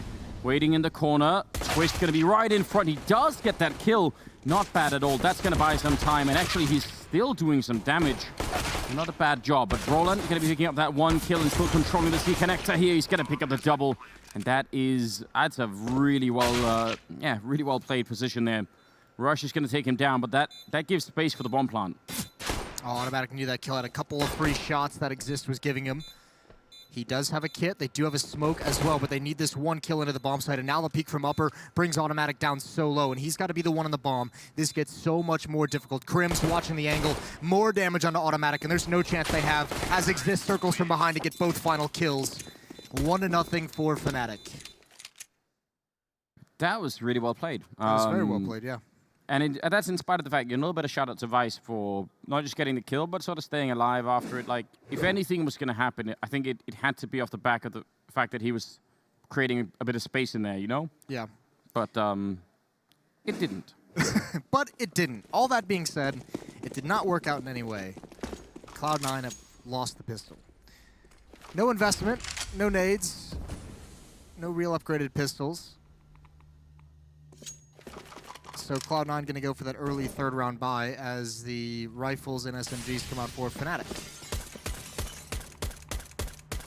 You know, we've got that Geiger counter on Train. So now all of you are watching, you know, the Chernobyl thing. You got the what thing on Train? The Geiger counter. Oh, yeah. You ever played around with some of those in physics class? No, we didn't have those in my science classes growing up. We did. We had different isotopes. Not walk away. Not plutonium? No, and I wouldn't touch that anyway. Roland is going to be taking down Rush and Automatic, just Vice left in fact, and there's not much happening here in favor of Cloud9. Tell you what, Moses, could have been fancy. Not even just because of the radioactivity, you know, plutonium is wildly toxic. I think it's something outrageous, like 1/100th of the head of a pin of plutonium, and you're gone. So, okay. You don't want to get anywhere near that. So be careful when handling plutonium. Yeah, just try to stay away from that. I mean, the upside is you tend to not run into it a lot. So, you know. That is good. Like grocery shopping or whatever, like, you know. They don't just have like a random aisle of plutonium that you need to get all. There's not going to be a lot of it. They try and be real careful about that, government. They don't do a lot of things well, but I feel like handling that's one of the things they do well. Yeah, they do all right with that. Cool. Well, now we've gotten the plutonium discussion out of the way. 2-0 in favor of Fnatic. Running out of nades on this CT side. Vice has an angle with his all crouched at long range. Can't connect with the kill. Automatic has one. He's traded off. Vice is going to have a better standing. They want to eliminate this player. You can see the priority. They know Sidewalk is dangerous, and there he goes. Nice adjustment from Vice, and will they realize Crims? He's pushed up with a Mac 10 into a new position. I think Vice is going to go down for free, and Crims still has advanced position. Well, that really changes the equation quite a bit, although Rush, that's a bold move. Jumping up on the train to get that kill on Crims. You could have get taken down from somewhere. Now flanking in from the connector as well. JW picking up one and spraying long range to take down Cajun B. And Twist, oh no, he gets that kill on Rush. There was a chance, but I think the train took that bullet, and that was it. Yeah, and also JW had a Molotov. You could see him about ready to throw it onto the bomb from connector, so that's a great flank, a timely flank that comes in. I think maybe even if that's like a second later, that might be a big problem for Fnatic because they'll be able to get that kill inside the site and start the defuse. 3-0, a nice gun round for Fnatic. Did you catch the? Did you go back and catch? I know we spoke the Fnatic NIP semifinal from IM Sydney. Yeah, I actually that was pretty sick, nasty, wasn't it? I've actually been rewatching that game maybe 10 times. Okay. Through the Skype thing, so yeah, I've been watching that game a lot. It's become my model game to play around with. So yeah, I try and mess around with it. That was a sick series that those two put up. It absolutely was. There were some rounds in that game. Some of the Dust 2 rounds. Yeah, they were just tragic. Like, you're like, holy hell, yeah, that really, you could feel them. Yeah. Jaw-dropping stuff. Here they are starting their campaign at DreamHack Masters and starting it out with 4 rounds in a row. Yeah, looking dialed in, looking excited there on the Swedish side. I don't know. I don't know. It feels weird to me because with Automatic and Rush as the core, it just seems like you should be able to attract a lot of other people to play with that. You know? Like, yeah, talent in the American scene, something like that. I don't know. Yeah, I'm not sure what it is that they've struggled to kind of attract some of the other. I mean, there's a great, when perhaps for the first time in North America region's lifespan, we have our talent concentrated, you know, to make pretty good teams. You know, you're not going to get anyone from NRG away. You're not going to get anyone from Liquid away. No, it doesn't feel like that's going to be very likely, but still, even I don't know, even outside of that, maybe take sort of something more like a, you know, current G2 approach and say, okay, well, let's just get some young people in and try and train them from the ground up. I don't know. They've done that in the past. Sui came from that exact philosophy. Brolin has a lot of room to work with. Wow. Vice is going to be on sidewalk, pushed up. He's the only defender in here. That should put off some alarm bells, but look how advanced Fnatic is. Someone's all the way in CT spawn. There's one kill. Fnatic still have not secured the bomb site, but this backstab could be everything. I think it's just going to come too late. If I'm Brolin in this round, I'm really angry. Like, guys, I just took a, oh, he might still be able to do it. He's going to get the one, but oh, he just makes it back around. Automatic, around the corner, and Exist is going to be going down. Yeah, I'm still angry if I'm Brolin, even after all of this. He was almost able to convert that second kill as well with the AUG spray. Yeah, he was probably frustrated about how long it took for him to finally see an opponent, and by then, too late to even claw it back in. It seemed like he had the chance. If he got that second kill, maybe something happens, right? Yeah. Under the upper. I don't know. It's like you make that entire run, you dodge everything, like, and then, you know, the rest of the team dies. You're like, oh, cool, guys. He's probably more surprised that he hadn't seen anyone up until he got all the way through CT spawn. That was probably the most confusing part of it. Golden facing off against his former team. It seems that he helped win a lot of money in 2018. Perhaps the only player in Counter-Strike history to win $1 million over 2 weeks and then get caught. Yeah, I still think that was... that's a crap record to hold on to. It is a little bit. He was playing really well last time I was watching Cloud9. Yeah, he's a cool endgame leader in the sense he's one of those guys that we've talked about in the past, leading from the front, and he'll often be the guy when he makes a call to lead the way, be the one, the entry fragger, so to speak, the guy who's creating space for the rest of the players following up. And you always have to admire that to some degree. Well, Well, that's a rare in-game leader, right? I mean, there's a reason why we talk about the few that do exist that can do it, because there really aren't that many of them.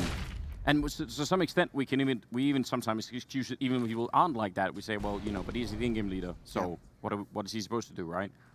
You get both. That's kind of a rare resource. Oh, Vice. Did he find the timing? Oh, he actually did, at least a little bit against Crims there, who was trying to set up for a grenade. Still, it's looking good for Fnatic here, and Automatic will get one kill there on Roland, so maybe that changes something. 20 seconds on the bomb. If he can get this next kill too, that just might do it. He snuck up all the way, running in now, and he's going to get it on Onyx. It's now 10 seconds here, and they might just almost be too far away. Twist is going to get that one kill, but if he can just hide, I don't think they have time to put the bomb down anymore. He's going to miss the chance once, and they're circling in around him. 3 seconds, and point-blank range. It's going to be Automatic going down. They caught him right at the end. They're so lucky. I don't know what the end game of that round was, but it felt like the attack out Ivy came almost too late. They were in the B bomb site with the bomb, and he was the only one. 2 players had control of A. That was a strange set of circumstances to be in for Fnatic. And for Cloud9, fair enough, and Automatic just not able to last to the end of the timer.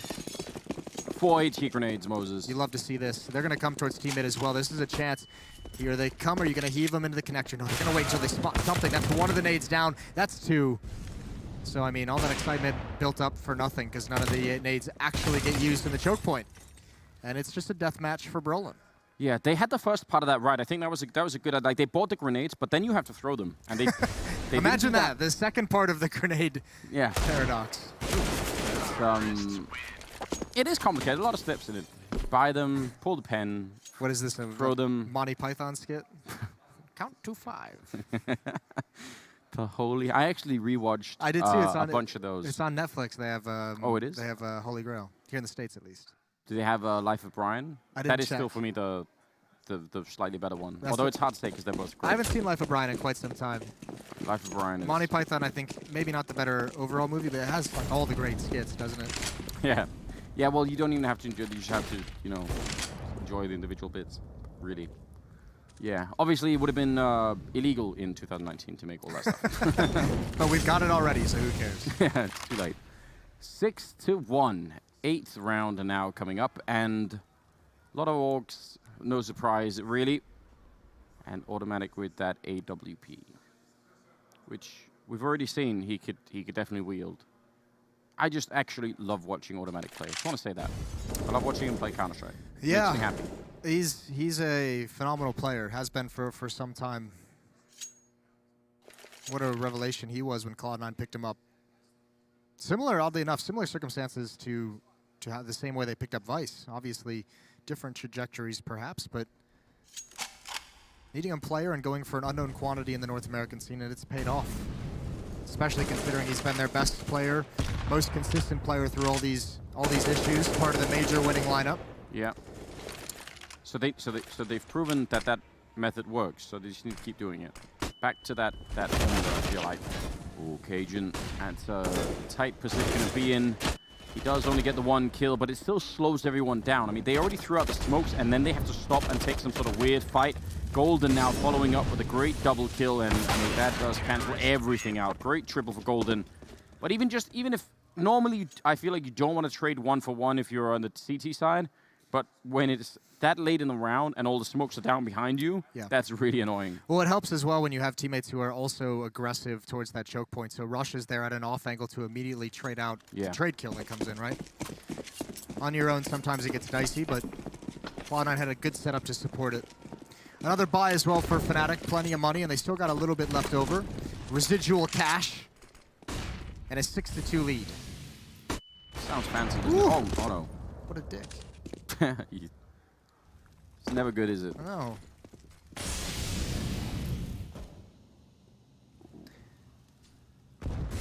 Bit of a spotting type situation down in Pop Dog. So when that smoke goes away, Cajun has got to be a little bit careful. They are keeping it up for a while. Crims waiting inside. Flashbang set up. He's so ready for it. Gonna get the kill. I think Maniac was saying on the desk he doesn't get enough credit. I'm not. Is it possible to get Crims enough credit for how good he is? Like, he's Yeah, he does. He's like one of those guys who has a lot of the intangibles built into his game, doesn't he? Like his positioning on defensive sides is always so solid. He's such a good anchor. Here we go, Golden, right into a stack. They've got him. That's a nice impromptu setup, and that clears out a lot of options. Fnatic have a decision to make. Do they want to try and get these 3 players through towards CT spawn? They want to have them just turn towards the A bomb site. The problem is they've got to wait for the moment as their other 2 teammates chime in, but JW's got another one from Ivy. He's a monster at the moment. A 5-on-3. All the action decided here. Yeah, really nicely done here on the Swedish side. Vice is going to be picking up one, and yeah, they're kind of locked out here. Maybe could have been a 2-for-1 shot there, but even then, he still would have had more work on his hands. That's 7-2, and yeah, I mean, the economy for Cloud9 is not even looking all that great. It's really not. They have a decision. They can actually buy here if they wanted to. 3 players can get the rifles out. It would just be 2, Vice and Cajun, that are missing their weaponry, and I think that's what they're going to go for. And it's super late into freeze time. Have you noticed that little utility, you know, tier level thing that's going on there? Yes. I kind of like that. It is good. Good job. I think that was brought out at the Major. I want to say that was a new feature in Katowice. Oh, maybe I just missed that then. But yeah, that's, I like that. Brolan in main, waiting around with the SG. Scope at somebody. Rush is going to pick up a kill on Twist instead. Solo over at Pop Dog. Did not even take any damage for it. Well, that was quick. A couple of early kills for Cloud9 should give them a pretty good win in this round. Crims almost catching it. If he could have, might have caught the second kill as well. That's a tough position to clear, obviously, for Crims. The other side of those spindles. Nicely done from Vice. Automatic almost getting caught on the rotation, but all is good. 2-on-5, easy kill for Rush. Not faked out by that smoke whatsoever. Oh, man. I don't know why that was funny. That was... just you had the optimism, the excitement, the planning stage of it, and then just all... Like, oh, I can't wait. He's going to turn from the smoke and make him look like an idiot. It'd be great. Yeah, it would only be better if you had the instant fade to black like you had in some 1.6 tournaments, like where it just you know, you don't even touch the ground. Your monitor just goes black. You're like, oh, that's it. I'm out. Man, fade to black is an intense way to play this game. I'm not gonna lie to you. Yeah, it is. Because you do feel you feel even more useless, right? Yeah. It does stop, on the other hand, your more annoying teammates from commenting on your gameplay while they're dead. You know? Yeah. So at least they can't do that. It's true. I didn't even think about that. A bit of a curse, you know, if you have those people on your team. Bit of a blessing, maybe. I don't know. What is it called? Like, I guess like backseat playing. Nobody likes that. No, I hate that. It's the worst. It's like someone trying to give you advice. Like, I think he's behind the back. Shut up. I'm just trying to play the game. I'm smarter than you, anyways. There we go. Well, it is a pause being called here by Cloud9, and the scoreline is 7-3. And they're on the CT side. It's not great. No, it's a problem. You're not happy in any way if you're Cloud9. This is a good start, though. They've got the money at a breaking point for Fnatic. JW still has cash in the AK-47 that was saved. You're going to see a small investment of some deagles for the Fnatic side. But for the most part, should be an easier time for Cloud9 to kind of get some momentum on the CT side. They can obviously pile some more money on their coffers at the moment. It'd be great if they could get out of this round without taking too much damage. A little bit of backup here for Golden. Oh, wow. Well, good follow-up. That could have gone very badly, couldn't it? If JW got that follow-up kill, that would have given away 2 rifles to a team that otherwise had just the AK, so job well done. At least for the moment, you could see exist as soon as they call out 2 towards Ivy. Takes the gamble of going down ladder, realizing that a passive setup in that fashion likely doesn't have someone also positioned in the ladder room. Here's the AK picked up, and Golden's picked off now towards Ivy. Cloud9 need to just give up that fight. They're spread real thin at the moment, and Crims from space with the deagle, but he misses the timing. Vice has found him again, and I think that's what Crims wanted. I think we'll see some more plays called for that kind of effect, because remember, we saw him just walk out, play contact at that upper ramp the previous time. All it was Vice defending inside. I think Crims is going to want to go back to that. He'll be saying, guys, the last 2 times I've been there, it's only been Vice in the bomb site, automatic rotating back with an AWP. We can take advantage of this. Well, Exist, he landed the shot, but it wasn't a headshot, so in Eagle terms, that is just not enough. And Rush going to find the second kill too, so another round here for Cloud9. On the back of the timeout, not bad. I feel like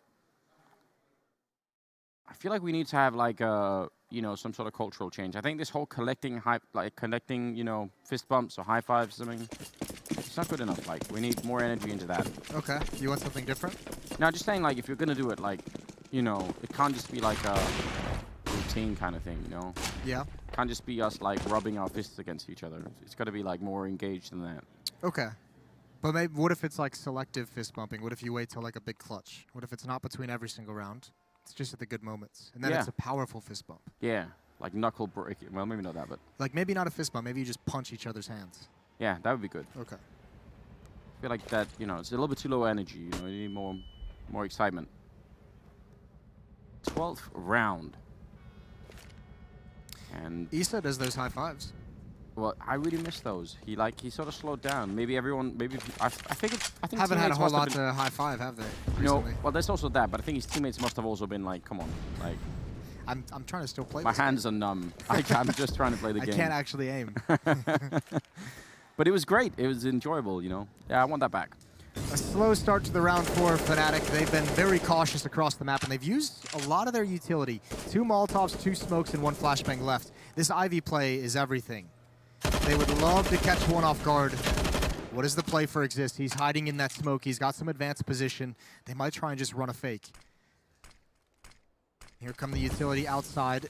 They would love this kill on Golden. They need this kill on Golden to force a rotation. Everyone is convening around this B bomb site. That's not good enough. The follow-up needs to come in for JW. 20 seconds. It needs to happen soon because his teammates need to go no matter what happens very quickly here. JW is going to make his way and perhaps a backstab, but they've already given up a kill. Now they're first forward, and somehow the kills go their way. But can they cross the op? 8 seconds on the clock, and automatic. He lands the shot, and now they must get in. The bomb will be planted. Twist is going to die to the grenade, and that's the round. It almost worked for Fnatic, but that was really down to the wire. Like I said, I really love watching Automatic play.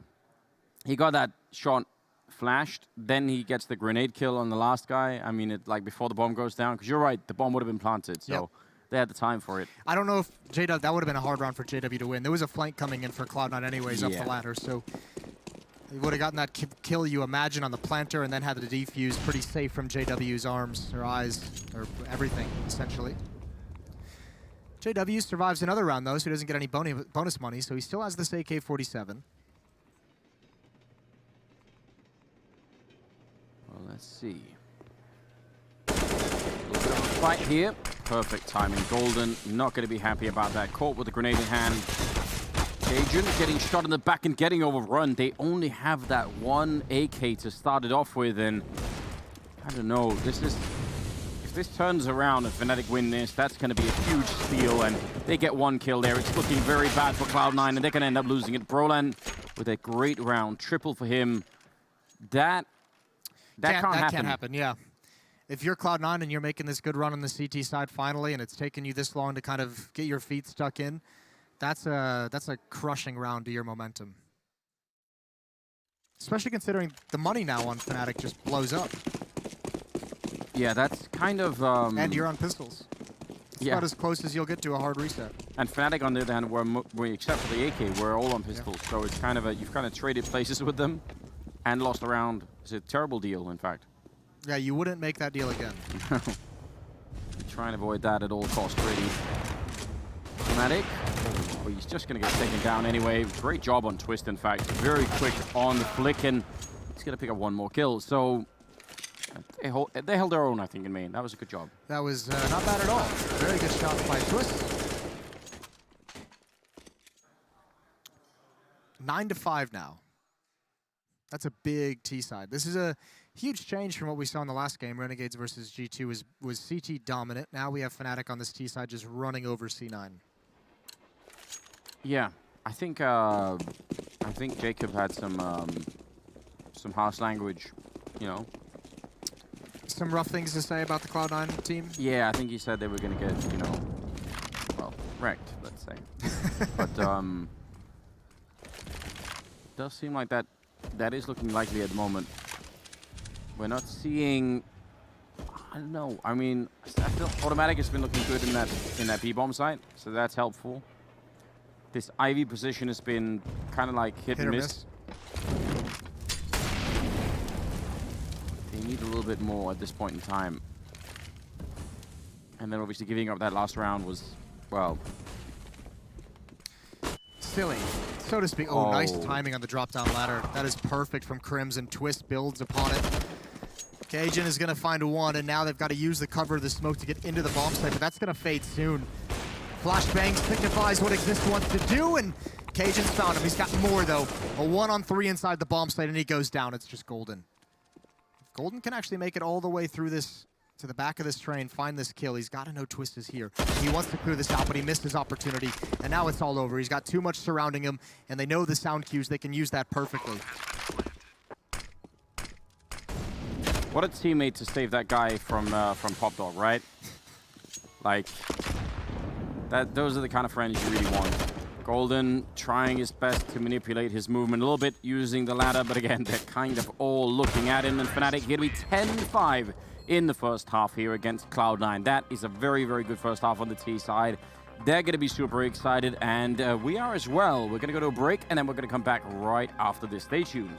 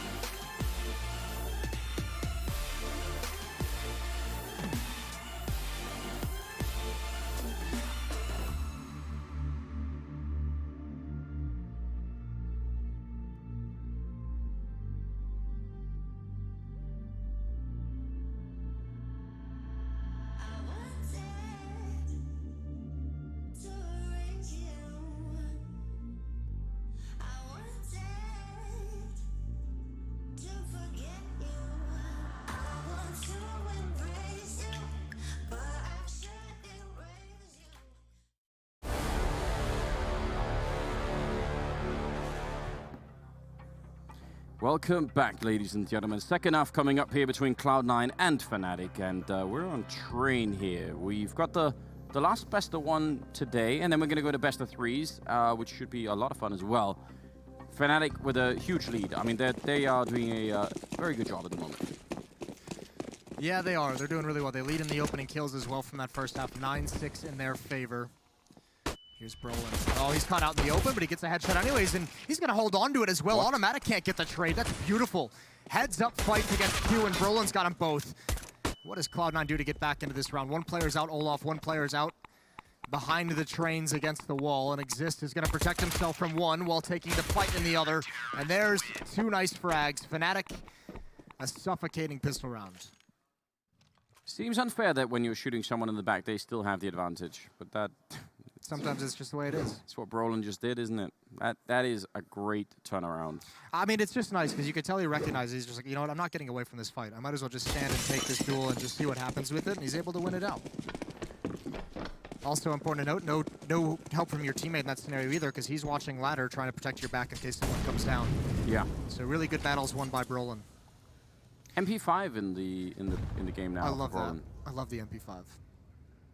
Yeah, is it the nostalgia or is it? I have like dual nostalgia with the MP5 because it's the MP5, right? But it's got a silencer on it as well. Yeah. Which is, did you ever play GoldenEye when you were younger? I'm one of those people. They had the frigate level that had the like MP5 with a silencer on it, and it was the only level you would have with that silencer. So that weapon's just awesome to me. I'll use that all day long.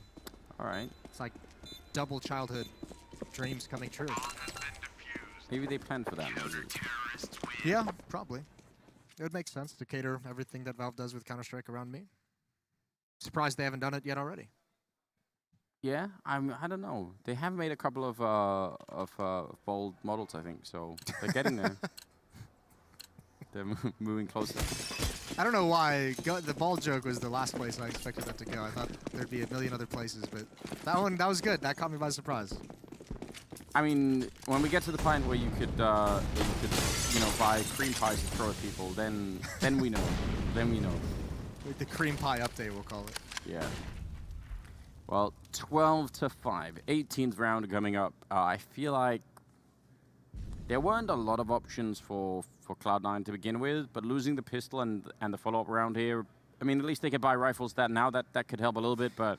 I mean, they must have this one, right? This is the round where they actually have an advantage of weaponry in terms of, you know, you're playing against, you know, a FAMAS, 2 SMGs, no AWPs on the field yet for Fnatic. So if you're Cloud9, this is one of those rounds where you say, you know, you normally don't have to win this, but just because of the disparity, just because of the scoreline, Cloud9 needs to take advantage of these.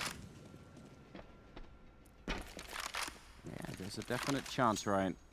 All stacked up outside of B. Existus, the close defender. That's not a bad grenade, actually. But he's the close defender with the UMP. A follow-up grenade. Oh, it's going to be right on top of them. That is very good. Now Molotovs rain in. But yeah, they kind of have to feel a little bit disheartened running into this. The flame, they're going to take one. That's Vice going up. Twist also with the AUG, so double kill for him. Bomb does go down, but they are very low on health. And they're also completely boxed in at the moment. Automatic has to get this one kill. And that's not going to happen. Rush. Top fraggle right now for Cloud9. I don't know if that's going to be enough here. 1 versus 3. That should be spectacular if he's able to pull it out. There he is. Spots one up top, and now they know where he is in 3 different positions, and Brolin just ends it.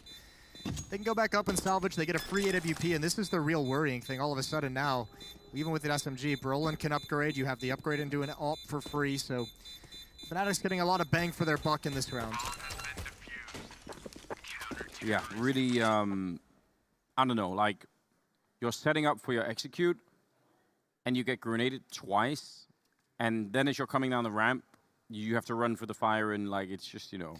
Yeah, they found the timing. I think Fnatic kind of sniffed out what was coming, that second nade doing so much damage. And then obviously you see the utility streaming over, so even if you have that player blind on top of that first trade, you still have to pause in the flames to take that fight. Just a really rough time all around. But the plant is going to help out just a little bit. They have 5 rifles, low on utility, no AWPs, but they can at least battle for this round. Really lowers the morale of the troops when you send them running for fire, doesn't it? You know, it's not the kind of team building exercise you're looking for. Yeah, you kind of stop trusting your commander at that point. I can try and see. Oh, that's dangerous. If you screw this up, you're dead. Don't screw it up. Oh, well. Looked like he could have maybe even got that. But he knows that there are a couple of people down here. Do have at least a couple of smokes. That's a beautiful flashbang to set it up with. He waited. He heard a footstep at a rush. I think they would have called for the flash anyways, but he certainly knew he was going to get one once he turned in. Perfect timing for the pop flash. And Cloud9 don't really seem to have too much of a plan at the moment. They really wanted that ladder room control. I think it would have been an outside split, but without it, it's forced into a fake. JW, they hear the tick of that. They likely know he's here, but he's too quick. He's got to fight for the second one. He realized it. Oh, what a shot! A really quick peek and exists. Oh, he got the information. 2 are there. But Cloud9's going to get in. They'll be able to get the bomb down. That Molotov might actually buy him some time. It's like he took a slight pause there to just remind himself, oh, yeah, I'm JW. I can take this fight. I should just no-scope him. Gonna pick up one more kill for the triple. And Automatic, alone 1 versus 4, trying to defend the bomb, but they're gonna be right on top of him, surely. Oh, he actually does get that headshot as well. I mean, again, it's a job well done on his side. It is just not enough. 14 now on the board here for the Fnatic team. Looking way too good. Yeah, looking very, very strong. I'd say like an exciting level of good right now, you know? Yeah, well, I remember we've been kind of excited about Fnatic since, what, Chicago last year when we saw that semifinal against Astralis. And then they kind of like fell flat leading into the major and kind of at the major, nothing to get too pumped about. And then we saw Sydney and we were like, oh, okay, like here they are again. And this is the Fnatic we've wanted for the past 3 months. If we get that Fnatic consistently, that's going to be great. And if Brolin keeps developing, if Twist keeps developing, this is a team that actually has like some pretty interesting parts to it to fight for some trophies. Yeah, and some teams they could run into in this tournament, right? Like, you know, Vitality maybe, but also Liquid. There could be some really fun games happening a little bit later on, so I kind of look forward to that. I want to see this this team play at this level at the moment. I think everyone loves a world in where JW is on a team that that is playing really solid in playoff games. He's one of the most fun players we have in Counter-Strike.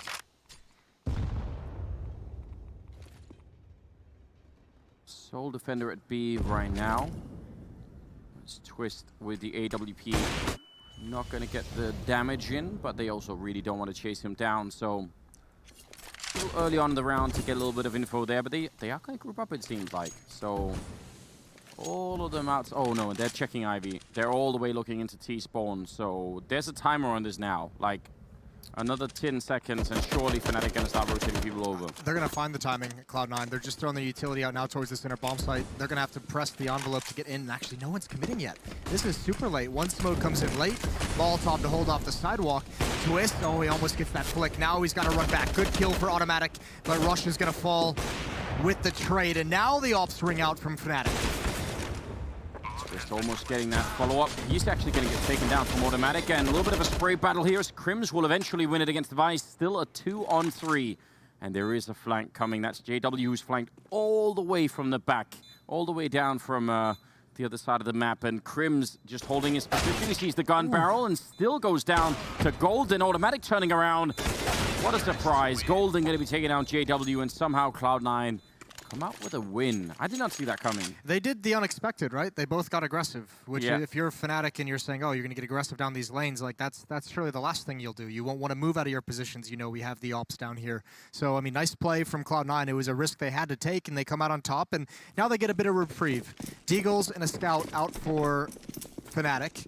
They do have cash. They could have forced up a decent buy here, but why when you have such a massive lead? Just make sure you secure things. Make sure you can go back to that double op setup if you want it.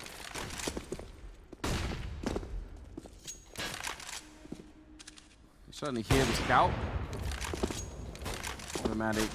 I don't think that intimidated, although that's a little bit of a shot. He's not going to be happy about that. Golden. Kind of a nice burst. Crims will still take him down. Just, you know, deep breath right now for Cloud9, surely. I think that's the one they needed. I think that's the opening. Rush finding that kill with the MAC-10 as well. They'd seen a number outside. They had all the information they needed. So one push to the inner bomb site, and Cloud9 had found the way to get out of a dangerous situation. Still, this scout can tag up, can get a nice headshot before they get the bomb planted, but misses his mark. Whoa, what is he doing, JW? He's on the high ground. He's just crouching, trying to avoid everybody. This is some next level stuff, isn't it? Oh my God, he's gonna take down 2. What a play coming out. And he's looking for a little bit more. He almost could have had it on Rush. That is so next level. Crims is gonna be taking down Vice, and well, there is a Molotov. He's gonna put it right on top of the bomb. He just wants to buy time. Crims pushing the sidewalk, waiting at the edge of the smoke. There's not a lot of time left here because he does not have a kit, but yeah, he can't really find Rush in time, I think. JW almost did it. That is very cool. Yeah, I cannot believe he made that happen. Not a whole lot of players even going to attempt to make that kind of a play. Helps Crims out on the flank, able to get all the kills even in a loss. So 5 Cloud9 players go down. Money, not the best in the world for them. Fnatic at 14-7, they're going to invest here. Crims dropping over an AK-47, so they'll have plenty of utility as well. I mean, it wasn't far off that he could have got Rush as well. What a madman. Critically as well, this also takes an AWP away from Cloud9. Those 5 kills, Automatic can only afford the scout. Well, 14-7, pushing out on top of the Molotov. He does make his way back there. That could have, I think that could have got very dangerous for a minute. Now they're all blocking each other. Yeah, I mean, a small thing, it just makes you feel like a little bit of level of disorganization in the C9 camp in terms of their early games. Doesn't actually mean a whole lot, just maybe you look at it and it doesn't look that clean. Yeah, you know, level of frustration building up. Was he pushing up the ladder? It almost looked like he was about to, but he's just standing down here. Grenades being exchanged. Oh, almost running into the fire there. And after all of that, Golden has gone down and Rush is under half health, so... Oh, what a flick from JW. He was not even scoped there. That was quick. Yeah, that was so nice. And that's going to force back Cloud9, and yeah, now 3 on 5. What do you do here? Even without utility, Fnatic a huge advantage. I don't think they know.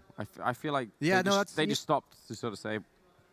A lot of their gun rounds have actually just ended up becoming inner hits, where they've just done defaults and they always just call for inner.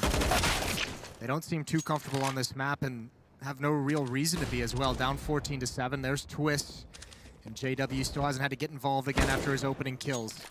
Cajun responds, but can't do anything else. 2 ops scoped in on the position. It's 15-7.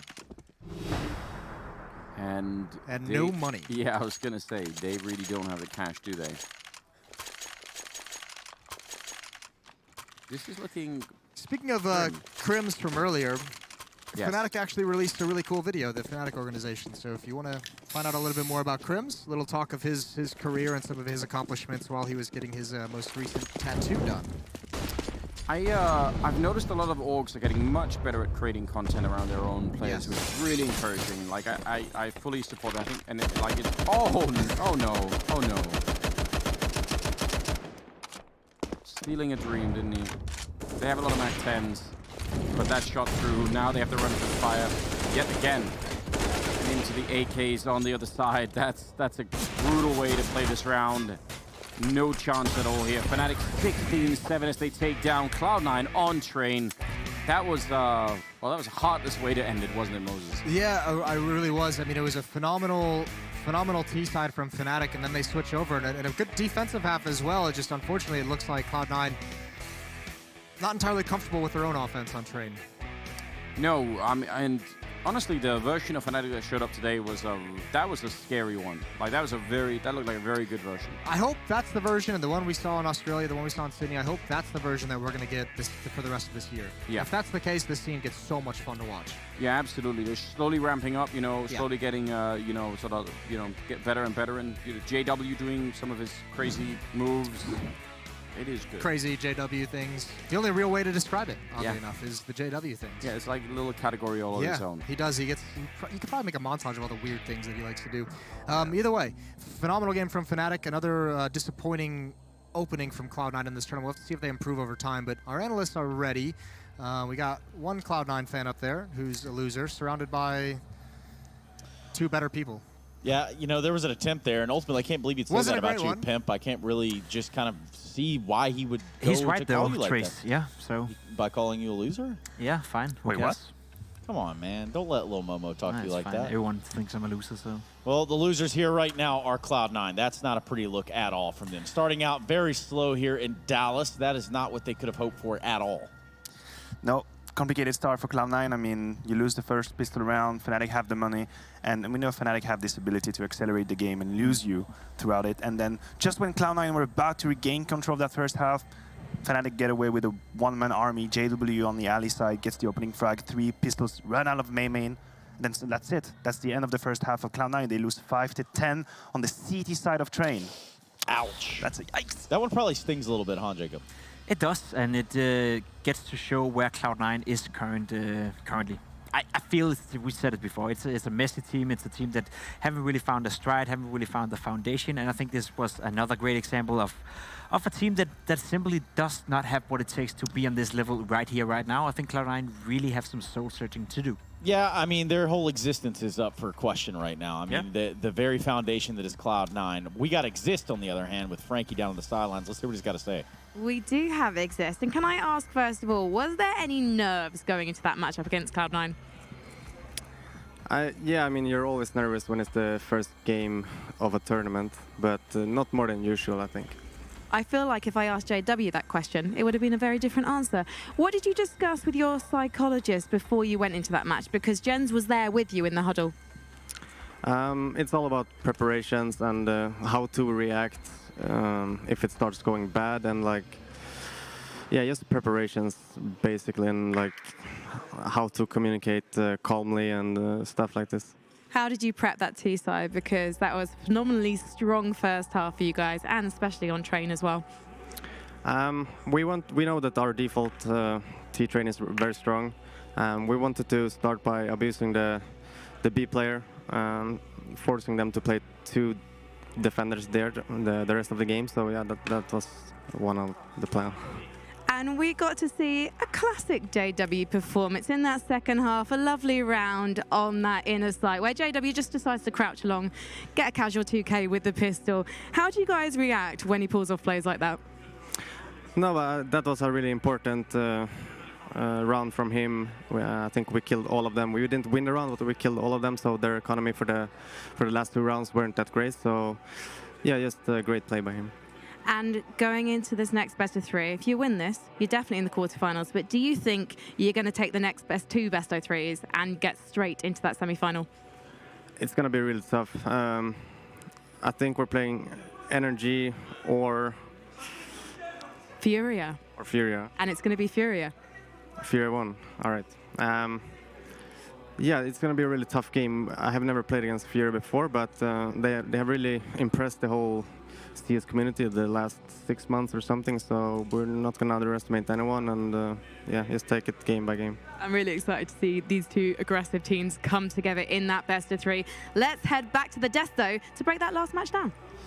Yeah, we're going to break it down as best as possible. I think we start right at the talking point where she was asking about a psychologist. Now, this is a thing that a lot of esports teams are trying to do, and some are having a little bit more success with it than others. When she says psychologist, she means sports psychologist. Matthew? Yeah, I think that was a very interesting point. I didn't know Fnatic had someone of that position in their organization, and I think it fits the bill completely for that team, which is, in my opinion, very momentum-based. Fnatic was, as far as I can remember, a team that could crush their opponent, but could also dissolve when they were facing difficulties. So here Exist actually spot on mentioning in the interview, like, we have to know how to stay calm when we face difficulties throughout the game and then find a solution again. To me, that was the biggest problem of Fnatic for the longest time, and I'm very happy to know that they have a psychologist with them helping them out.